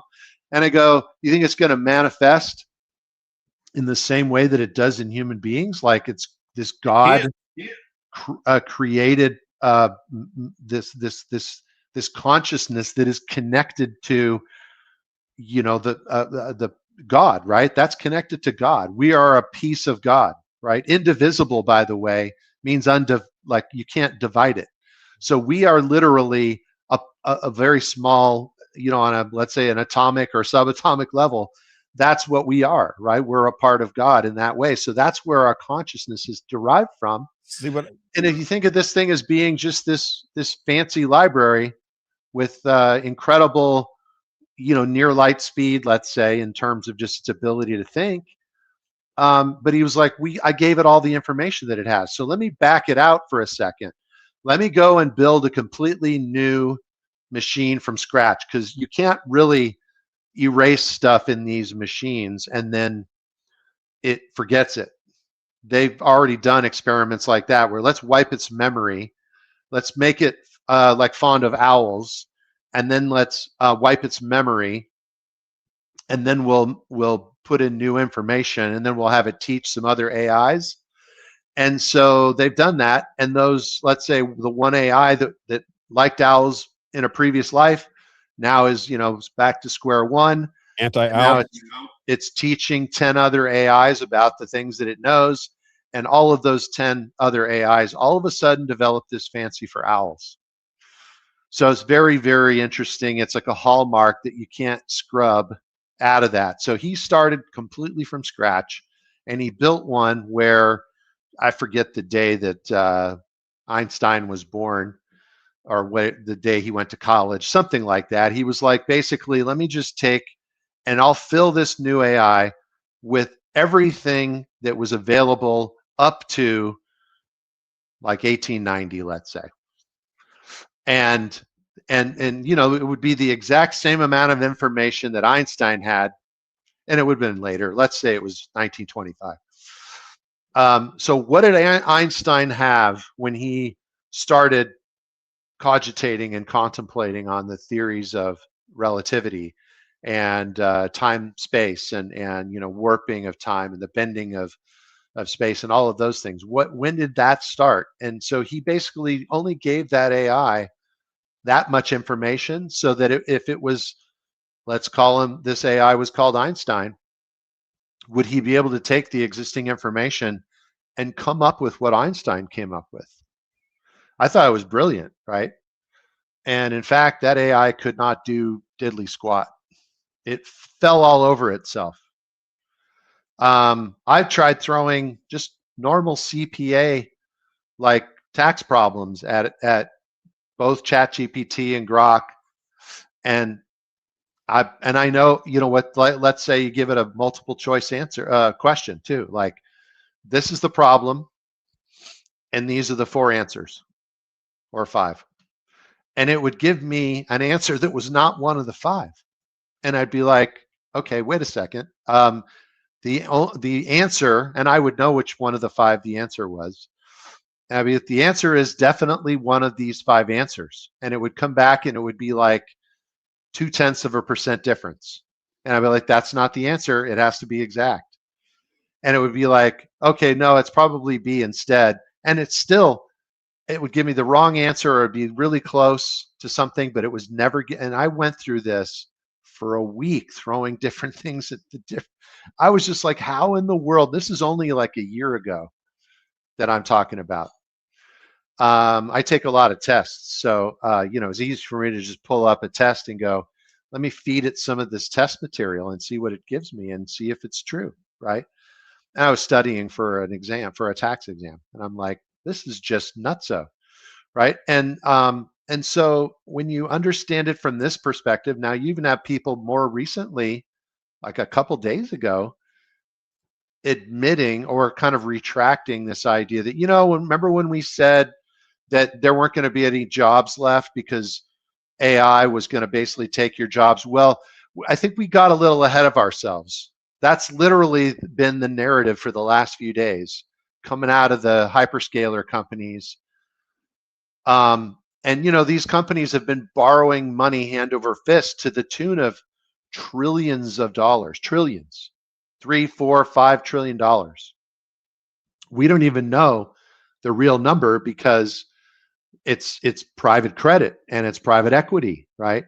You can get private individuals who invest in private companies, and that's not recorded. That those private companies get to make an internal determination of their own value and say, we're worth $1 trillion or $500 billion or $2 billion. And so we want you to give us more money because of these reasons, because we think we will be. None of that's real. And people are chasing after this what they think to be the next gravy train, and they're dumping loads of money in. And what's happening is they're running out of road. They're literally running out of road. And meanwhile, interest rates, this whole thing with Warsh. I'm from, my whole family's from Ohio. I was born in Virginia, but my whole family, like everywhere, if they when they say they say washing machine. There's a Missouri thing too. Washington, right? And I have a buddy in California who, it's just an inside joke. So every time, we used to say wash to each other, and it was a men's group. So we would talk about washing up after cleaning up the meeting space. So we would use the word wash every time, and the whole group would go wash. And so anyway, when the guy got sworn in or whatever, I was like texting him, Warsh. So I get a kick out of the guy's name. But the funny part about Warsh is the fact that Trump doesn't mince words. He doesn't mull things over. I think that we're looking at a very long sting operation. I've been wanting to. I meant to do it for today, but I just didn't get enough time. But my stepsister, when I was like 13, 14 years old, my dad got remarried, and I came into a family of two other sisters, right? Two sisters. And I was like 13, and they were like 9 and 7. And the oldest one, that was kind of weird because we didn't, it didn't work out or whatever at a certain point, but we had connected. And this, this stepsister of mine was like, you might remember the movie The Sting, and so we had come up with this, kid Robert thing. Redford Sting? What? With Robert Redford?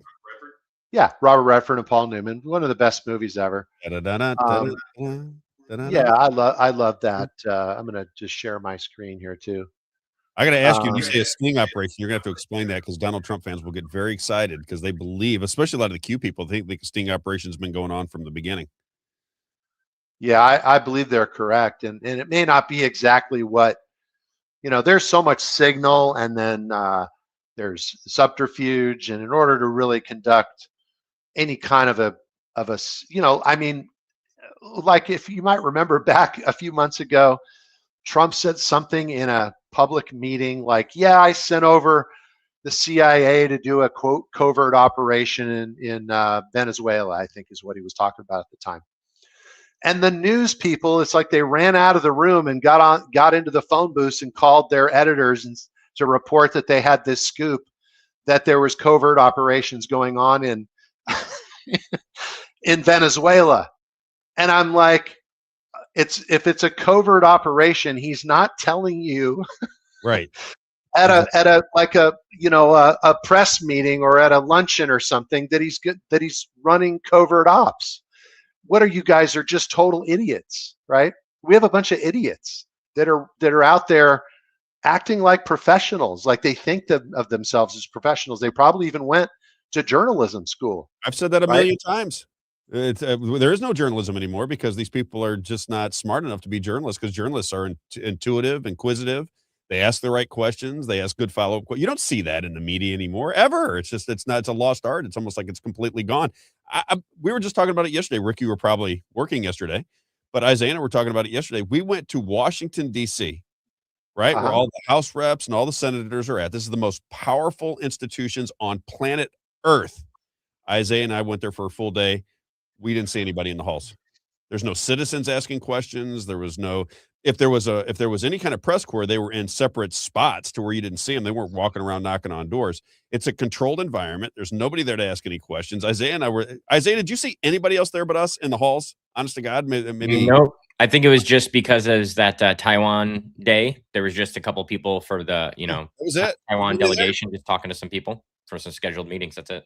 So when you say that they're not very good, they don't even care anymore. I mean, can you imagine being a reporter I'm pulling And a paycheck. That's basically what it is. I'm just like the guy who's been working at GM for 25 years, putting one screw into one hole and then hitting a button that screws it in, and then all he has to do, and he keeps doing that for years and years and years, and now he's ready to retire. That's what we have in journalism. People are just, does this fit in this hole? Okay, there we go. And does it, and really the calculation is, the editor says, how many eyeballs is this going to generate? Do you guys see my screen, by the way? Is it? Yeah, I can share it here. Yeah, the funniest thing I think about that whole interaction, Rob, was how they would react as soon as we opened the door and walked in. The staffers. Yeah, they act like they were watching porn. Remember, I said that. I said, "What, you guys watching porn in here?" Because you walk in, they get shocked that you're walking in the door in Washington D.C. Didn't they all seem kind of startled? Yeah. It's so funny. I said, "What's going on?" And then their guard would come down when they realized we're not so for idiots. Yeah. So anyway, I mean, here I am. If you can see this, I put this. I told ChatGPT what to make for me. Okay, now we're going through an AI lesson, but you got to give me the sting operation really quick, just very quickly. Give me 3 components of the sting. So remember in the sting. I don't know if you remember this, but this was poignant for me. It came out when I was a kid, and I went and saw those movies, like with Robert Redford. He was doing a lot of movies, the Great Waldo Pepper, but that particular one was the scene that I'm talking about is they had a signal that Paul Newman would do this with his nose. He would just swipe his nose. Uh-huh. And so my stepsister, she's like, if you like, I was going to move to back to California, and she's like, if we never were like, if we were to see each other somewhere, how would I know it was you, right? And we were, it's just a cute kid thing. And because we had seen that movie, I was like, we can just do this, we can just swipe our noses. And she's like, oh, that's a great idea, and so then but that was like a period of time went by before I actually moved. So every once in a while we would just signal each other with that little nose swipe, right? And so what you want to understand about a sting operation is you've got to have all kinds of distractions and things that make everybody look the other way. I mean, just like we think that that's happening for nefarious reasons, there are good actors. We talked about this last. Is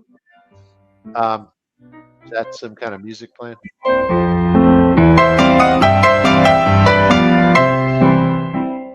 There you go. Huh? That is a beautiful thing. I mean, people should watch a movie like that because it's wholesome. I find that, the movies today are not that wholesome. You really don't want to show them to your kids. No. But also on Netflix. The intrigue and the trickery, and then the McGallen, is it called McGallen, the Hitchcock thing where they throw a distraction out and everybody kind of like focuses on it, and it was just a distraction. Magician's trick. Huh? A magician's trick.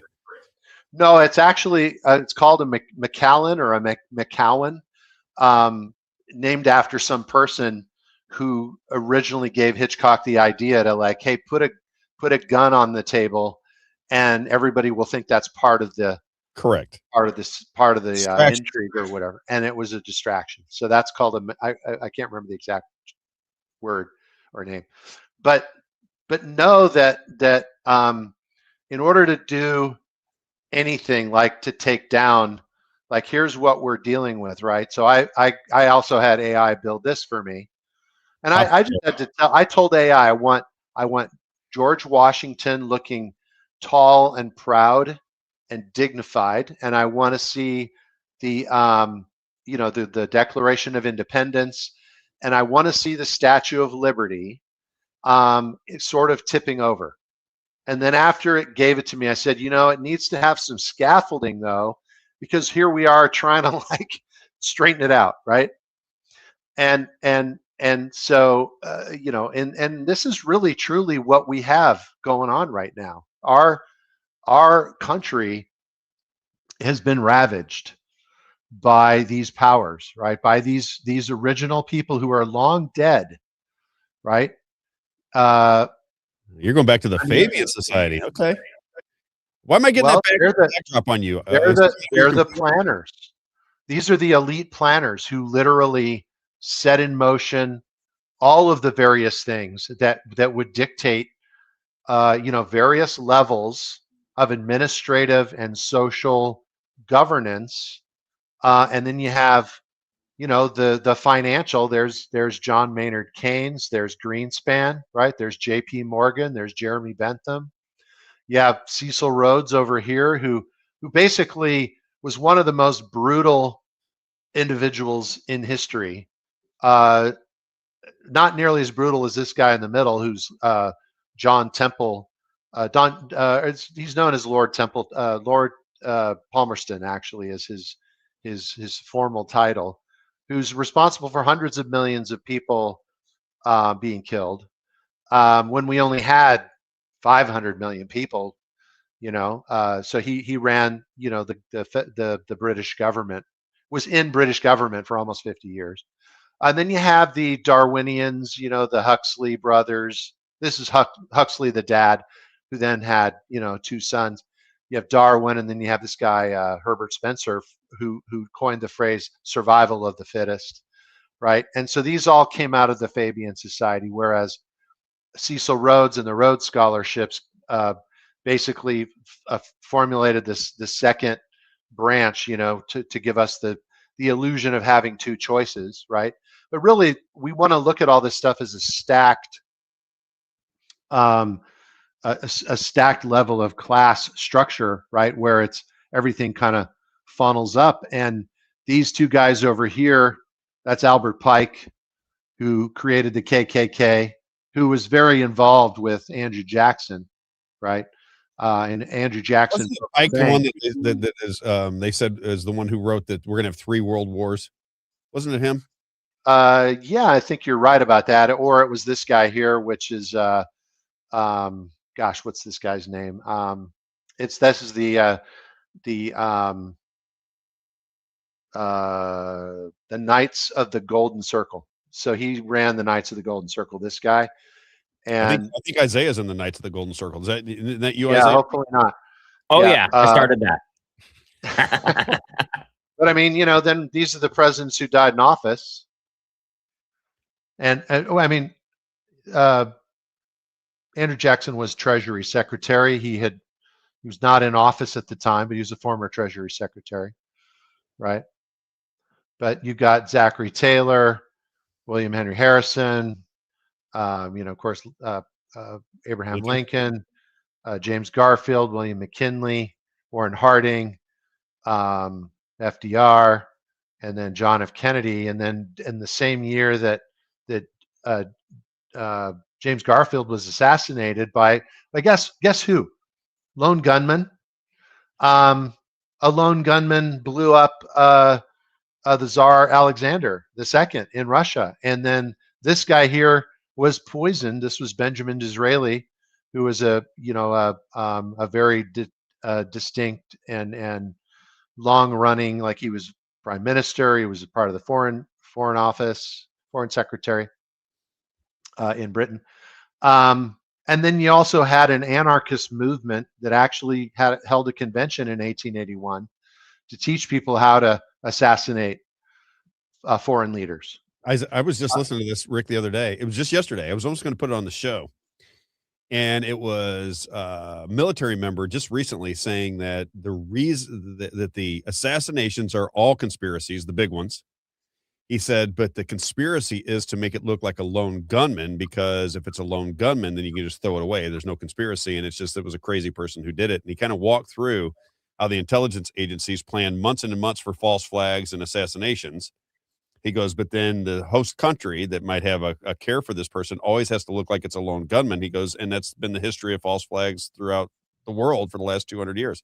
It was just, I was just going to, or longer. Yeah. I mean, and it doesn't have to, that's the other thing that people need to understand is it's not like the head of MI6 calls up, the head of the CIA and says, get Lee Harvey Oswald to assassinate Kennedy, or for that matter, in these days, what it was more like, if you think of these anarchist movements, basically they're like a, let's say a breeding ground for pit bulls, and they just people who come up in that sort of ideological circles, they gravitate towards their group. So holding a convention in downtown London in 1881, where the world, some of these people are very, very famous to this day, and very, very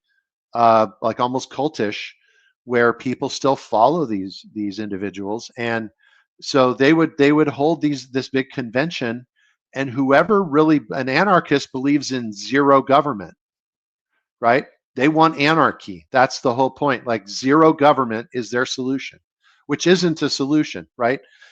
We didn't start the United States with the notion that we were going to have zero government, right? We were going to get rid of Britain and then have zero government. We wanted to have this free system, right?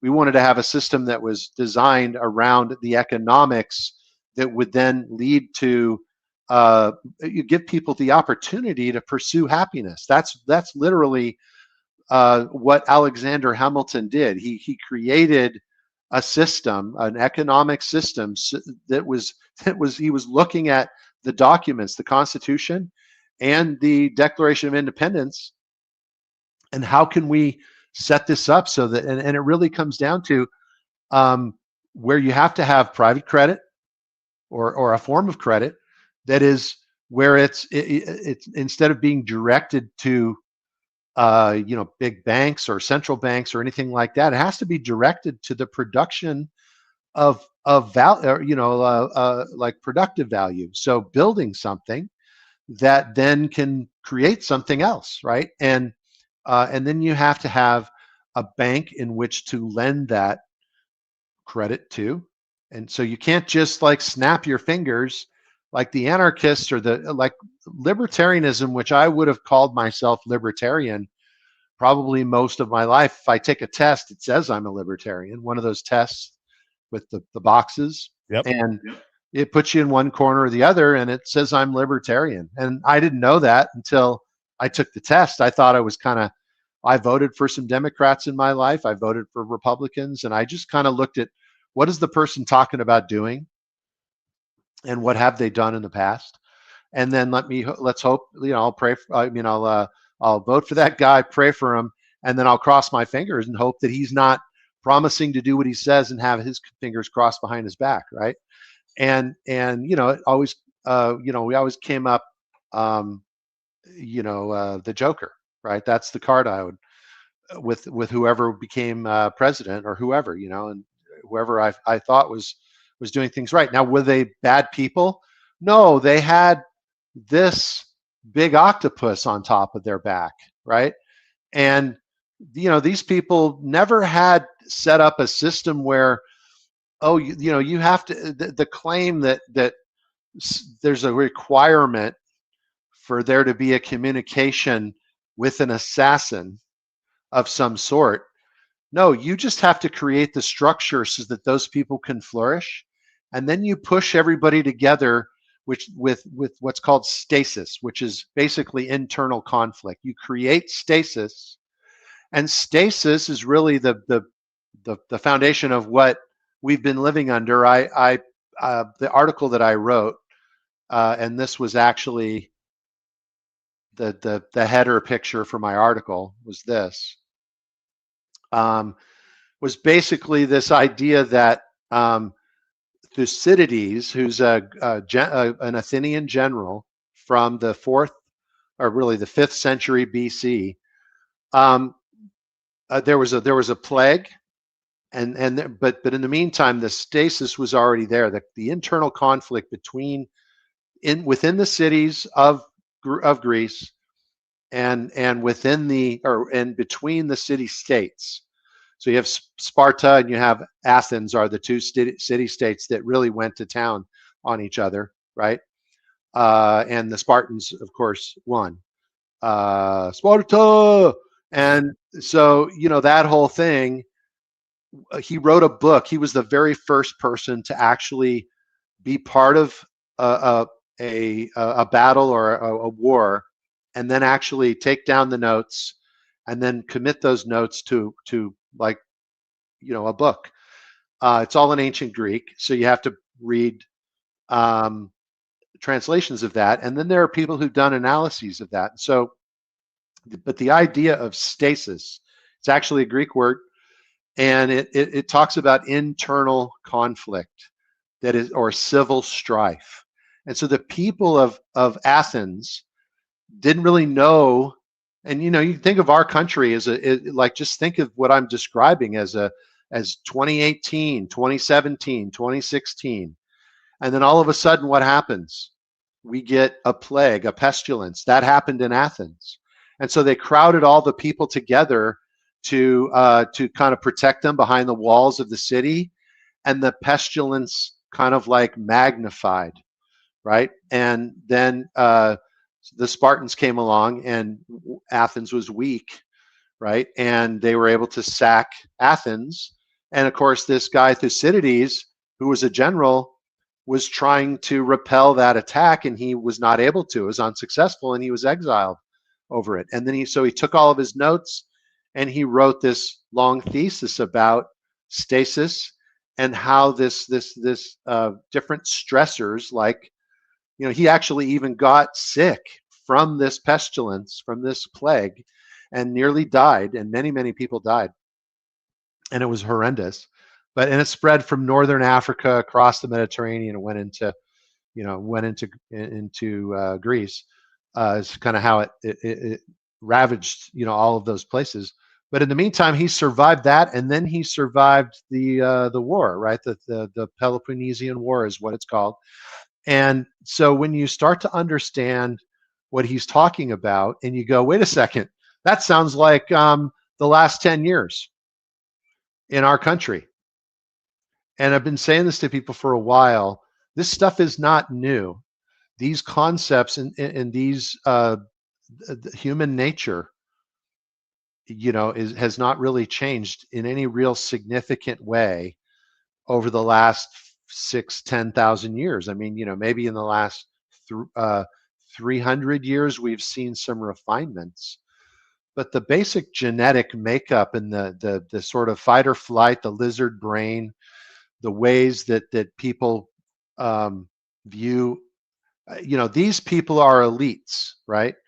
And they basically controlled these other people, and the people that didn't play along either got killed, or these people were sidelined, right? This guy was sacked by Wilhelm II. This is Otto von Bismarck in Germany. This is, of course, Nixon. He was ravaged by lawfare, and he was entrapped with, again, a lot of people don't know the history, but I did write a letter to President Nixon when I was 8 years old or so, and he wrote me back. Of course, he resigned right after that, and I was very, for a kid to be devastated over a president resigning, who's only like 10 at the time, or I was 8 actually when he resigned, or 9. Did you frame the letter? I had it. You know what? I had it in it's in a photo album along with some of my pictures, early pictures as a kid. So anyhow, President Ford took over, right? There were several attempts on Ford's life. Squeaky Fromm, Manson. Yeah, exactly. Squeaky Fromm was one, and then there was another one as well. Obviously, right after Reagan had talked about doing some changes to economically, he's hit by a .22 caliber bullet that goes really close to his heart by a guy who was the son of friends of president, the vice president. One of the biggest donors to the Bush family was John Hinckley's father. Yeah, so kind of crazy, right? Yes. You've had the most lawfare we could ever even imagine. I mean, they actually took lawfare to an art form for Trump, right? Actually, they're out of order there. It should be. I got to ask you that, because you still think there's a possibility that Trump is got a sting operation set up. I assume you think it's through Trump, right? That he's kind of the conductor. Yes, I believe he is. I mean, I think that what we're seeing, or there's just no there's no way at various times he looks like a bumbling idiot. And I don't think he is in any way a bumbling idiot. I don't either. So, and some of the things, like I mentioned, that signal that he gave, which was, I'm getting the I guess we can say ass on podcast, but the dumbasses, the journalists to go and waste their time, and they'll be looking at this for the next week. Meanwhile, I can get back to business, right?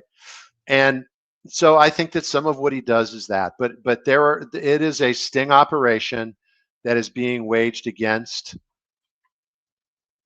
this organizational structure up here, right? That these people are all dead, but there are other people. The thing about Cecil Rhodes is he basically built, with the Rhodes Scholarship and the Rhodes Trust, he built a conveyor belt, just so it's just automatically self-generating, replacing the imperialist administrative the people that would go into government. It's just a steady stream that would get indoctrinated into that Anglo-Saxon ideological framework, which is one of a monarchical structure where the people are like talking cows. They're useless eaters is the more modern term of the talking cow.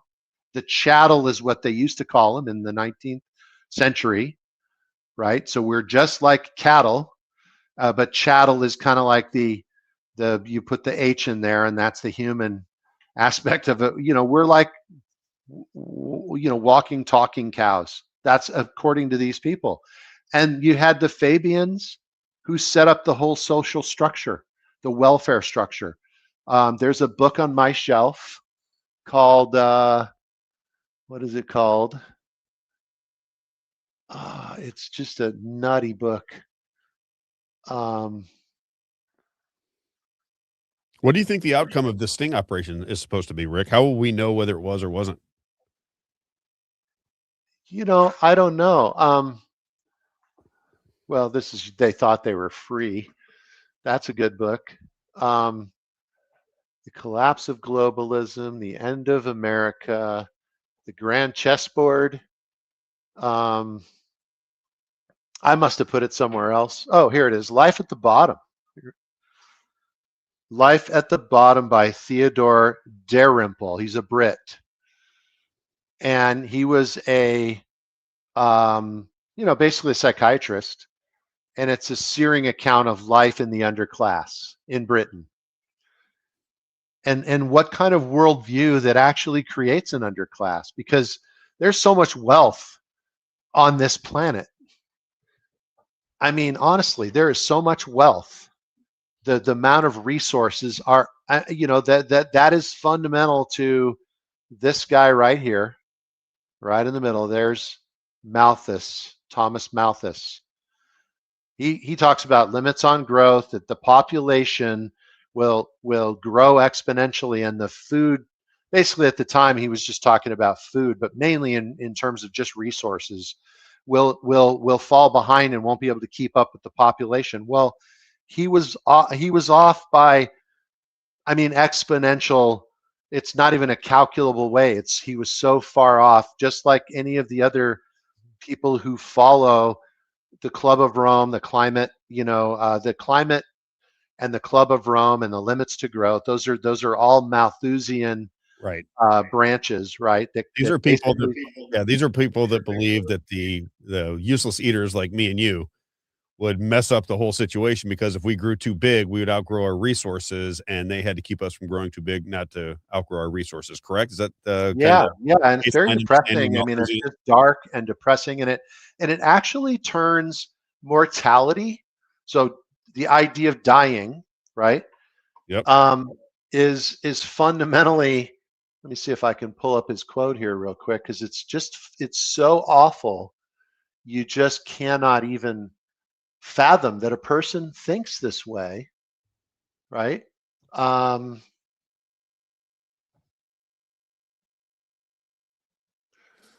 So this is actually my article. I should just move it on here. You can write for our website too if you want to, Rick. So if you have articles that you want to get posted, we're gonna start promoting the website here before too terribly long. You should write for it. Just throw them up there. Perfect. I will definitely do that. It's good. Just going to put it there for right this second. Oh, shucks. Okay. I didn't turn it into a PDF yet. So let me just open it. And we got 12 minutes, by the way. Okay. People are getting the gist though of this. So it's actually called The Coming Restoration. And is this wishful thinking? On some level it is, right? I mean, I think that I study scientific prayer. I study thought science, right? And there's a lot of luminary individuals that bring a lot to the table. When people pray about various things,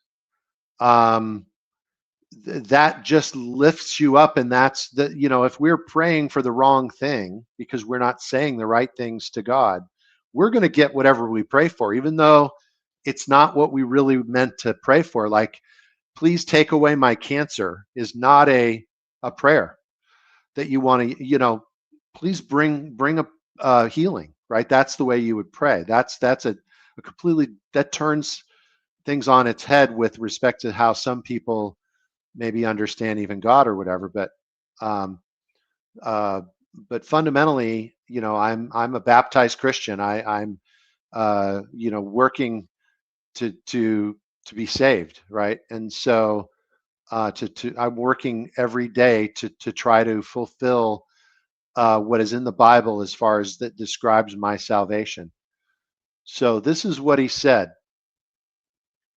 First, talking about the poor, we should facilitate instead of foolishly and vainly endeavoring to impede the operations of nature in producing this mortality. He's talking about if poor people can't rub two sticks together to get enough food, we should just let them die.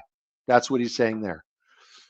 And if we dread the too frequent visitation of the horrid form of famine, we should sedulously, which means like very productively and very purposefully, encourage the other forms of destruction which we compel nature to use. And he's talking about war and war, famine, and plague. Those are the three.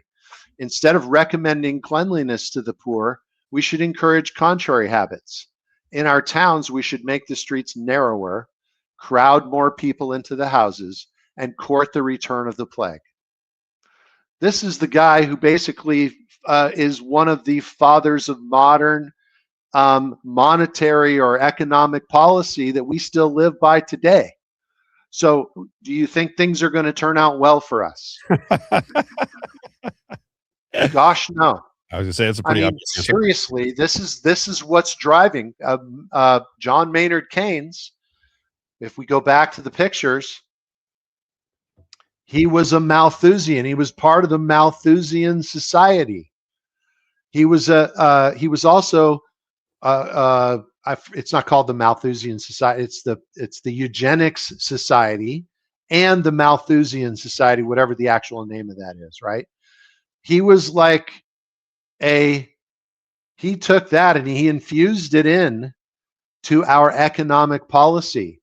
And Roosevelt, who he was directly involved with when he won a Nobel Prize for that.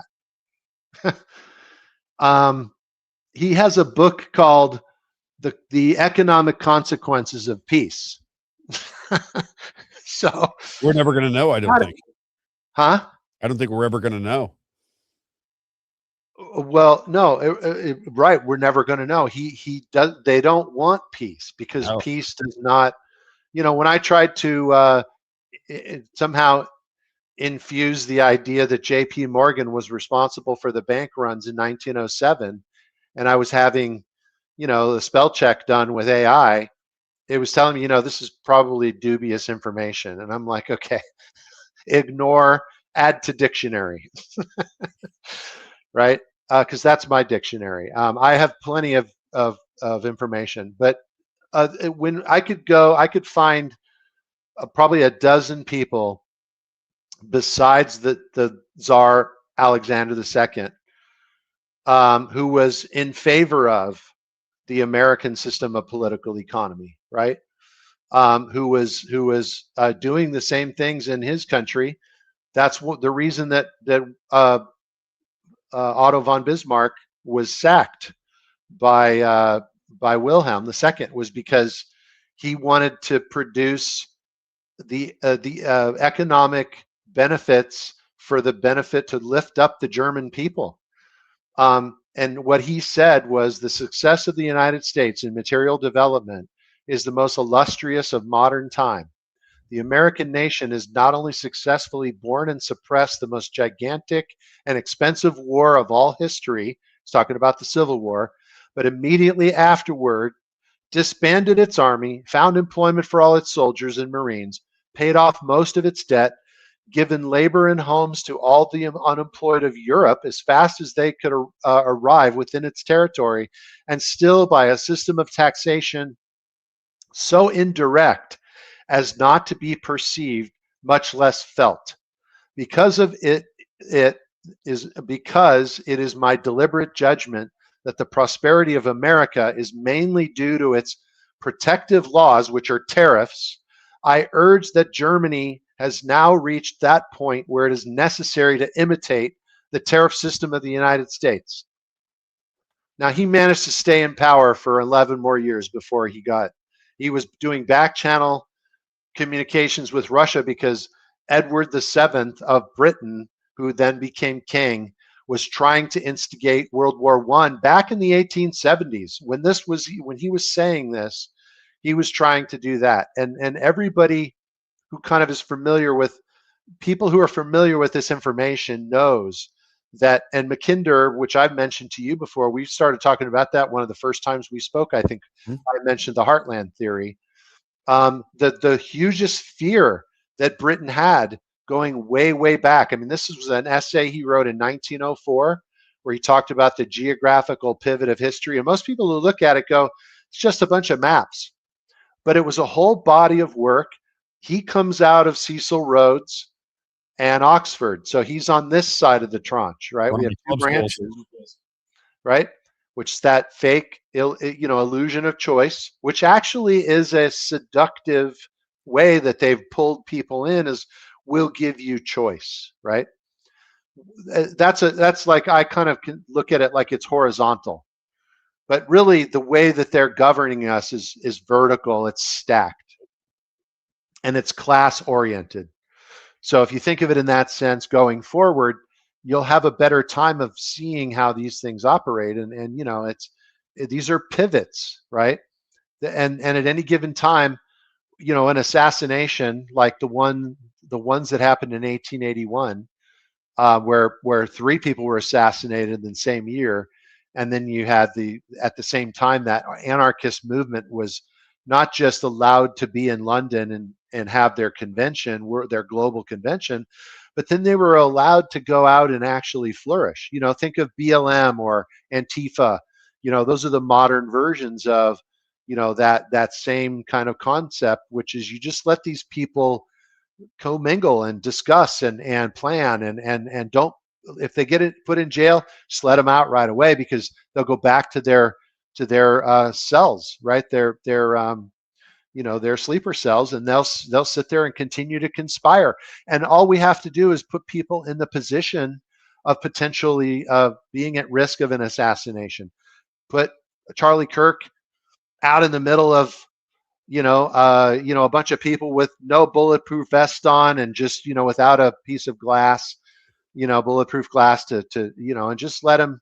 Nobody even covers the rooftops, Rick. Nobody even covers the rooftops when he had all these rooftops are completely. it doesn't make any sense. I mean, it does make total sense. I shouldn't say that. It makes utterly total sense if you're seeing it through this view. Yes. Because then, there isn't and every single time, I mean, every time we can name off all of them, and it's a lone gunman. I just put up this right here. Let me show you this. This is just an example. The front page of the Lake County Times in Indiana. Theodore Roosevelt is shot by a maniac. A maniac. That's what it's always, a maniac, a sicko, a troubled individual. He had a grievance, right? What did you think of Teddy Roosevelt? An Anglo-Saxon. So he was definitely not. He was in the club. He wished he was British. And he also he went right along with these guys over here. If I put Teddy Roosevelt's picture, it's going to go right next to Cecil Rhodes, not down here with the good actors. I mean, some of the things that every single one of these people. Now, Roosevelt. A lot of people don't know that there was an assassination attempt before he was inaugurated that killed the mayor of Chicago. It just barely missed Roosevelt before his first inauguration in 1932. Why did they want to kill him, or was that just a happenstance? Oh no, gosh, economic reasons. He wanted to completely get rid of. He was talking about basically the criminals in Wall Street. He didn't pull any punches. He called them criminals. He said they belong in jail, and this is not something that they should be allowed to take deposits out of banks and speculate with that money. And that's where Glass-Steagall came from, which was the Banking Act of 1933 he did in the first 100 days of his presidency, which basically threw people in jail. If we would have continued throwing people in jail and kept Glass-Steagall intact throughout up to the current times, just that alone would have prevented so much of the theft and the robbery that has taken place in plain sight, through speculative, which AI, to kind of bring it full circle, is a fundamental, this thing's growing like exponentially. It's crazy. But I have a pretty good fix on what's going on here, and on my canvas at least. I didn't know Teddy Roosevelt went to Harvard. I just looked him up. He's another. You're right. So he goes to the. Yeah, and what did he do? He Colombia used to basically extend up above Panama. It was one big, huge country, and he went down there and he split up that country and sacked Panama so that we could have a Panama Canal. And he called it, he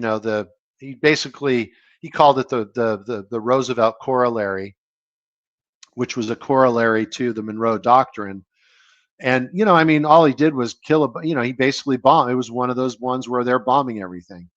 And it's like, is that our land? Is that our country? And no, but we need the resources. And really it was Britain needed the resources. That just think of, I don't know if you're familiar with British vernacular very much, like, like a spot of tea. Yes. That's British vernacular. Spot of tea. Well, another piece of British vernacular is they call, when you go to vacuum your house, they call it hoovering. So because the brand name of Hoover vacuums, they just started calling it, I'm hoovering right now. Picking everything up. Can you hoover? And so I use that term. It's like an upside down funnel, and the funnel leads up to the the royal. It's not a person, it's an institution, but it leads up through the Bank of International Settlements to the Bank of England, up through, it kind of bypasses whoever the dignitary is. Like now it's King Charles. In fact, I'm seeing things from people that I trust that would tell me that they're actually trying to remove the idea of a king entirely now. I think that maybe King Charles will be the very last monarch. I put my name in the hat for being king yesterday, so let's not end it just yet. Oh yeah. Well, you have to pull out Excalibur from the stone, right? Some watery tart get the sword out of the stone, throws a sword into a pond, and you're supposed to go fetch it out of there, and that will make you king. I'll do right? what I can do. If you remember, I got to break in here real fast. Isaiah just sent me something that says FDNY are evacuating the former Pfizer headquarters building in New York City amid reports of structural damage. Building inspectors are there at the scene investigating reports that a structural support beam was beginning to buckle. So the Pfizer building, I guess they're hinting that it may collapse in Manhattan. A structural beam is about to buckle, they're saying. How tall of a building is it? I don't know. They're just they got a video. It looks like it's if I'm just looking at the picture, maybe 15 to 20 stories high. Not crazy. I see. Okay, let me finish this real quick because I'm going to get advertisers and then I've got to shut it down a little bit. You're running me past the point of no return, Mr. Babbitts.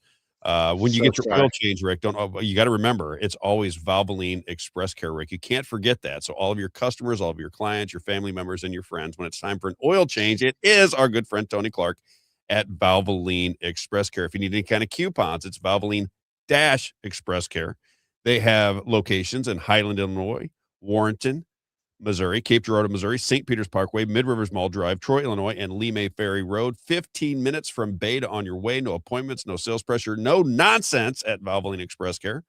Again, when it's time for an oil change, it is always Valvoline Express Care. He does it the right way. Quick, efficient oil changes, all Valvoline branded products. If you're in the area of Highland, Illinois, Warrenton, Missouri, Cape Girardeau, Missouri, St. Peter's Parkway, Mid Rivers Mall Drive, Troy, Illinois, or Lee May Ferry Road, it is Valvoline Express Care. And of course, if people want to get a hold of you, Mr. Babbitts, they should reach out to the number 314-671-0525, 314-671-0525. Your caringadvisor.com. Rick Babbitts, as I always say, Rick, now if you've heard me say it recently, but get a second, get a third, get a fourth, doesn't matter how many opinions you get, just get Rick Babbitts' opinion about your money and reach out to him at 314-671-0525. If you're nearing retirement, it is a must to get the opinion of our good friend Rick Babbitts. Your caringadvisor.com, 314-671-0525. And the last thing we're going to talk about today is when it's time for lunch and you're in Franklin County.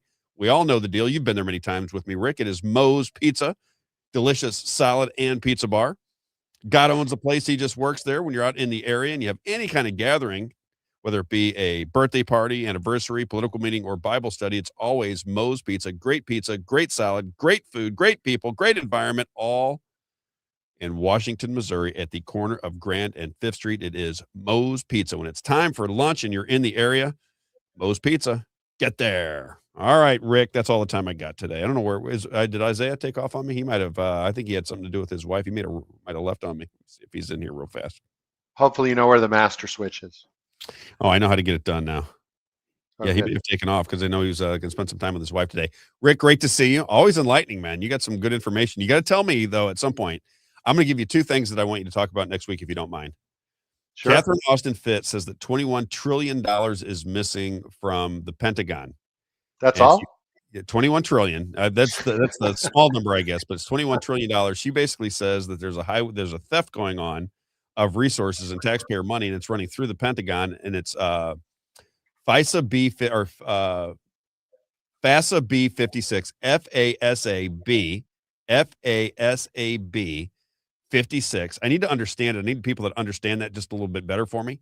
FASA B56, she said it was done during the Kavanaugh trial. Remember when Kavanaugh and everybody said he was, you had Christine Blasey Ford come out and they were trying to smear Judge Kavanaugh. She said when all that was going on, the Democrats and Republicans made a financial maneuver that took $21 trillion off the book. She called it highway robbery. It was between the Republicans and the Democrats. And she said, nobody's talking about it, but it is a theft of income. And it is called FASA, FASAB 56. I want to understand a little bit more about that. And then next week when you come on, if you can kind of give me some indication of what you're talking about when you say that there is a sting operation, because that's very interesting to me. When we have people that paid attention to Q, they believe a sting operation is going on. I did for the longest time I've kind of changed my opinion a little bit since Iran and since Gaza, because it's hard for me to believe that the good guys are bombing people into smithereens. It's hard for me to wrap my brain around that. So I always look at this going, wait a minute, would good people who are Christians, who are thinking properly, would they bomb buildings that kill 150 people to find one terrorist that they funded from the beginning? Yeah, it kind of just seems a little crazy to me. But well, I mean, I'm going to say, I mean, I'm not specifically aware of the one you're describing that was 150 people killed, but what I will say that's is, what Trump was saying. Trump said, "Why are they bombing these buildings?" They're, that was Trump. He was making the conversation because there was videos all over the internet where Israel, according to the story, Israel was bombing these buildings in Lebanon and bombing them in Gaza, and they were coming out saying, "Well, they had terrorists in those buildings." We're like, "Yeah, but that was an apartment building with, okay, but I mean, you're saying, yeah, but you're saying in the question you're asking is if, because I don't think that Trump would have been bombing that building. So no, it wasn't Trump, but it's the money going to Israel and support for Israel and the Zionists all around him, and that's what they want to have done. And they wanted to start a war with Iran. Charlie Kirk was against it. He really never spoke out against the whole Charlie Kirk thing. If you remember, there's a video of Donald Trump being asked about Charlie Kirk's murder like 2 days after he got back from Arizona in the memorial. And they said, what do you have to say about the Charlie Kirk murder? How do you feel about it? And he goes, we got to look at this ball. He goes, did you see the ballroom over here? And he just kind of pivots to the ballroom. Like, well, that was kind of bizarre. So, my thing with, well, I'm just going to say those are tells in my mind that they are, but what of? That's what I mean. Well, I mean, I don't. Here's a basic other thing. I didn't really say it earlier when I was saying that. I don't think he minces words. I don't think he mulls things over. I don't think when he says his mind, I think it.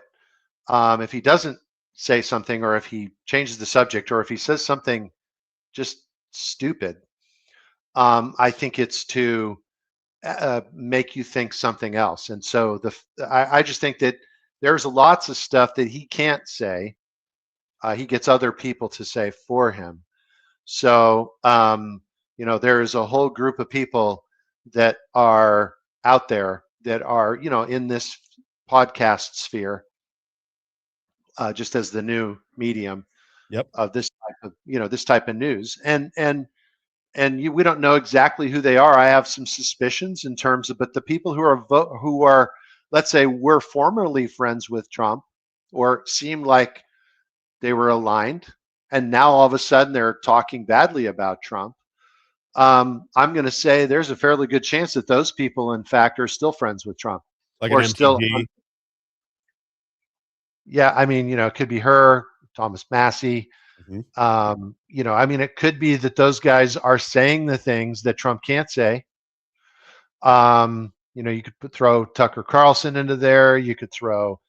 I don't really listen to a whole lot of Tucker Carlson. He had a good interview with Dennis Kucinich yesterday. He said that this is like the stuff that I'm talking about. So he said yesterday, that there is a NDAA that is going to merge military technology with the nation state of Israel. He called it treason. So did Tucker Carlson. They both said it's treason, but this is happening, and it's going to happen. And that was basically the meat of their conversation yesterday, was the complete alignment with military technology with the state of Israel. They're putting it into an NDAA, and it looks like it's going to cruise through the House and Senate. And they were warning people that, you got to start making phone calls. And Tucker Carlson goes, do you think phone calls work anymore? And Dennis Kucinich said, I do. He goes, I still think that pressure is the one thing you've got. You're smiling. I was kind of smiling on that too. I don't know how much pressure you could apply with this if it's a done deal already. But those are the kind of things that make you wonder, what's going on around here? You know what I mean? Well, again, I can't know everything. I can't know what's in somebody's mind. I've said this many times. I see different things that various people have done, not just Trump. And I go, okay, what's the collective assessment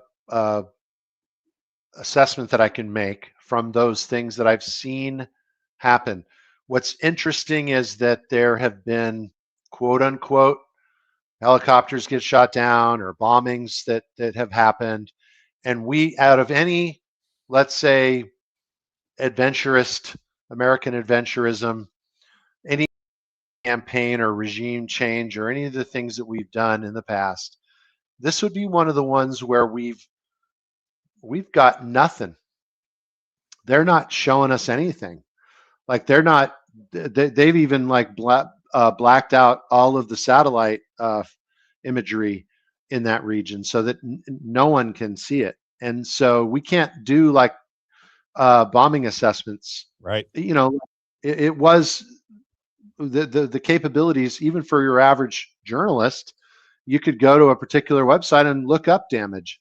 They've blocked all that out in the name of security or whatever. And so I see that, you know, when they're sending missiles, you know, they're probably bombing a crater that's already sitting there, you know, and so because we see the missiles, right? But what are the targets? And we're not getting those damage assessments anymore at all. We're just hearing that, you know, the Iranians violated the MOU by allowing a ship to go around. It's kind of interesting. That particular ship, that was a couple weeks ago, but that ship was the same ship, or the company actually that owned that ship was the same company that owned the ship that blocked the Suez Canal for like a year. And, you know, in reality, I think that there's a lot of money laundering channels, and a lot of the money laundering has to do with oil. So oil and the shipping, you know, network around the globe. When you put sanctions onto someone, onto a country like Iran or any other country, but let's just say Iran, the minute you put the sanctions on those guys, what happens? The money launderers have to come out of the woodwork because they don't want their money to flow to stop. And so you've seen Trump do things where when he first became president, he did that. He got rid of the Iran agreement that Obama made, and then he put sanctions on, and then all of a sudden a bunch of money laundering prosecutions happened through the Department of Justice. Then you have more recently, you know, and then they killed Soleimani. That was in between. But then basically, you know, last year, when that, you know, mother of all bombs, you know, from the B-2 bombers were dropped, when those bombs were, those bunker buster bombs were dropped, what happened? He actually triggered the devolution of the Iranian government, right? So from that moment forward, none of these people are in, you know, they're all cells now, and they're all just doing what they're supposed to be doing, like tank commanders did in World War II when they were separated from, you know, from their communications. These are your coordinates, and this is the end, you know, the end goal of where the objective of this mission. If you lose communication, you just keep going, keep firing until you run out of ammo, and then get out of your tank and, you know, use your sidearms, you know. So I mean, it was literally like that was so that's the way that Iran has been since last year. And so and what's happened is he put sanctions on them again, and then all of a sudden he's got some prosecutions that have occurred, and you know, they did some credit swaps, or currency swaps, I should say. Scott Bessent did a couple of currency swaps, and so, you know, there's things that happen in those things. So when we look at, I'm going to look up the FASEB. I mean, I have a book on my shelf which is written by a very interesting character called Naomi Wolf. I know Naomi Wolf. Yeah. Right? Oh yeah. So she was a stone cold liberal, right? Yep. And I, you know, wouldn't call myself a stone cold liberal, but I mean, you know, I was very much against the Bush administration's folly in Afghanistan and all of that stuff. You know, I had my information back then, which was coming from Mike Rupert, a lot of it, with respect to some of the, you know, Dick Cheney and all those guys, and you know, and the Project for a New American Century and those things. And so she wrote a book in 2006 called The End of America. You can see it here. Mm-hmm. And it talked about, and this was just an eye-opening book for me. It talked about the 10 basic steps for a country to move towards fascism. And then she gave examples of different countries that had paramilitary forces, secret prisons.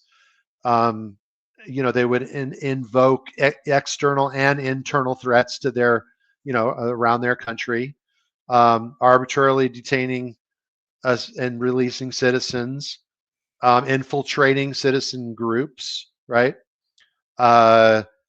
Targeting key individuals, restricting the press, dissent, casting criticism as espionage, and dissent as treason, subverting the rule of law. This is all basically stuff that we've been living with for much longer than when she wrote this book. But she said, our country is technically fits all 10 things. And I bought the book, read it, gave it away to people, and not a whole lot happened. We obviously spent trillions of dollars and killed a couple billion people or something. I don't know, like 500 million people. I mean, here and there, like we just kept killing like 300 million, 500 million. How many people died in the Iraq and Afghanistan wars? It's hard to know. That's the thing, is you don't trust the information that you get anymore, but a lot of people, obviously, and then you have a lot of and what did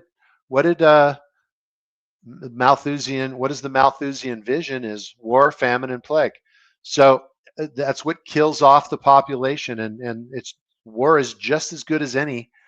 In today's, by today's standard, the armies aren't really that much of the war making ability. It's all of the fifth dimensional, the science, all that very high level food, dimensional air, water. psyop. And right now,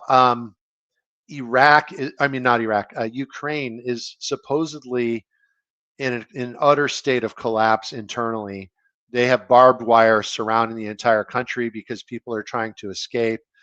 It is fundamentally almost like an East German, camp, in terms of its, they're trying to keep people in because they don't want the conscriptors to escape, right? And so, but there's a lot of pushback from even just regular citizens when they see somebody getting arrested and trying to kidnap them so they can put them in the army.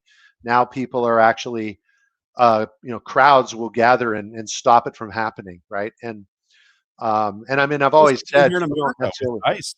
That was happening in America. So that was happening in America. So in a lot of these cities, if ICE came around to pick up a particular citizen, the citizens would, they'd freak out and they would surround ICE and scare ICE off from taking people in. I don't know if you saw those videos, but they were all over back in the day when I was in Minnesota. Yeah, they were stopping ICE from taking what they deemed to be innocent people off the streets.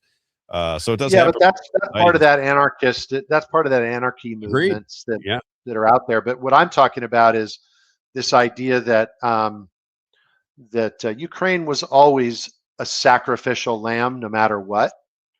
They wanted to sacrifice that country from the very beginning, and now people don't necessarily know. I'm not sure if you know this, but Kolomoisky, the oligarch over there, the Ukrainian, the pro-Ukrainian Russian oligarch, who very, very wealthy, owned a TV station, and what did he do? He hired Zelensky, comedian, to play. No, they hired him to play in a sitcom where he played the president of Ukraine, right, for 5 years or whatever, and then they canceled the show, and like 2 months later, he runs for president and wins in a landslide. Have you ever heard the audio released, Rick, of Victoria Nuland speaking to Jeffrey Pyatt, who was it's so crazy. They're picking who they want to run and who they want to be president, and it was who was the Klitschko, who was the fighter, right? He was somebody that wanted to run for office. She goes, no, he's not the one. You know, we wanted to be this person. I'm like, that's just so crazy. Yeah, You got the so and American so's my guy. I can't pull his name out of my head the second. Yeah, the American diplomats are choosing who's going to run the country over there, and then you end up in war. You've got George Soros involved. I got to roll though. I got to go. Great to see you, my friend. I will see you next Tuesday, but we got to talk prior to that. I'll be in town next week, so if you're in Missouri, we should kind of plan it now because you know my time runs out really quick. So if you're going to be in any time in the St. Louis, St. Charles County area, let's. What day are you coming in? I'll probably come in Saturday. Okay, yeah, I'll make a point. Want to do that? Have some dinner? I'd love to. And I love it when you buy because it's better dinner than when I buy. So if you buy, then we'll have a better dinner when I come to town. I'll pick a really nice place too on top of it all. Rick Abbott's, everybody, your caringadvisor.com. Rick, have a great day, brother. I'll see you soon. You too. Thanks for having me on. Appreciate it. Man. Talk to you later. All right, everybody. Let me see what I can do here. There, it's just me. We're going to shut it down for the day. Tomorrow, don't forget, we got Ben Keithley on. So if you got to listen today to Michael Burton talk about Amendments 4 and 5, we'll do a little Missouri politics again tomorrow. Ben Keithley is he's involved in the A5. I think he's either a writer or a co-writer, or he's involved in it. Ben Keithley from Chesterfield, Republican. He'll be on. He's in support of Amendment 5. We'll get to hear what he has to say. And I think that's it. So don't forget, tomorrow at 10 a.m., we got Ben Keithley on. Show starts at 9, obviously. We'll see you then tomorrow morning at 9 a.m. on the Robb Carter Show. Have a great day, everybody.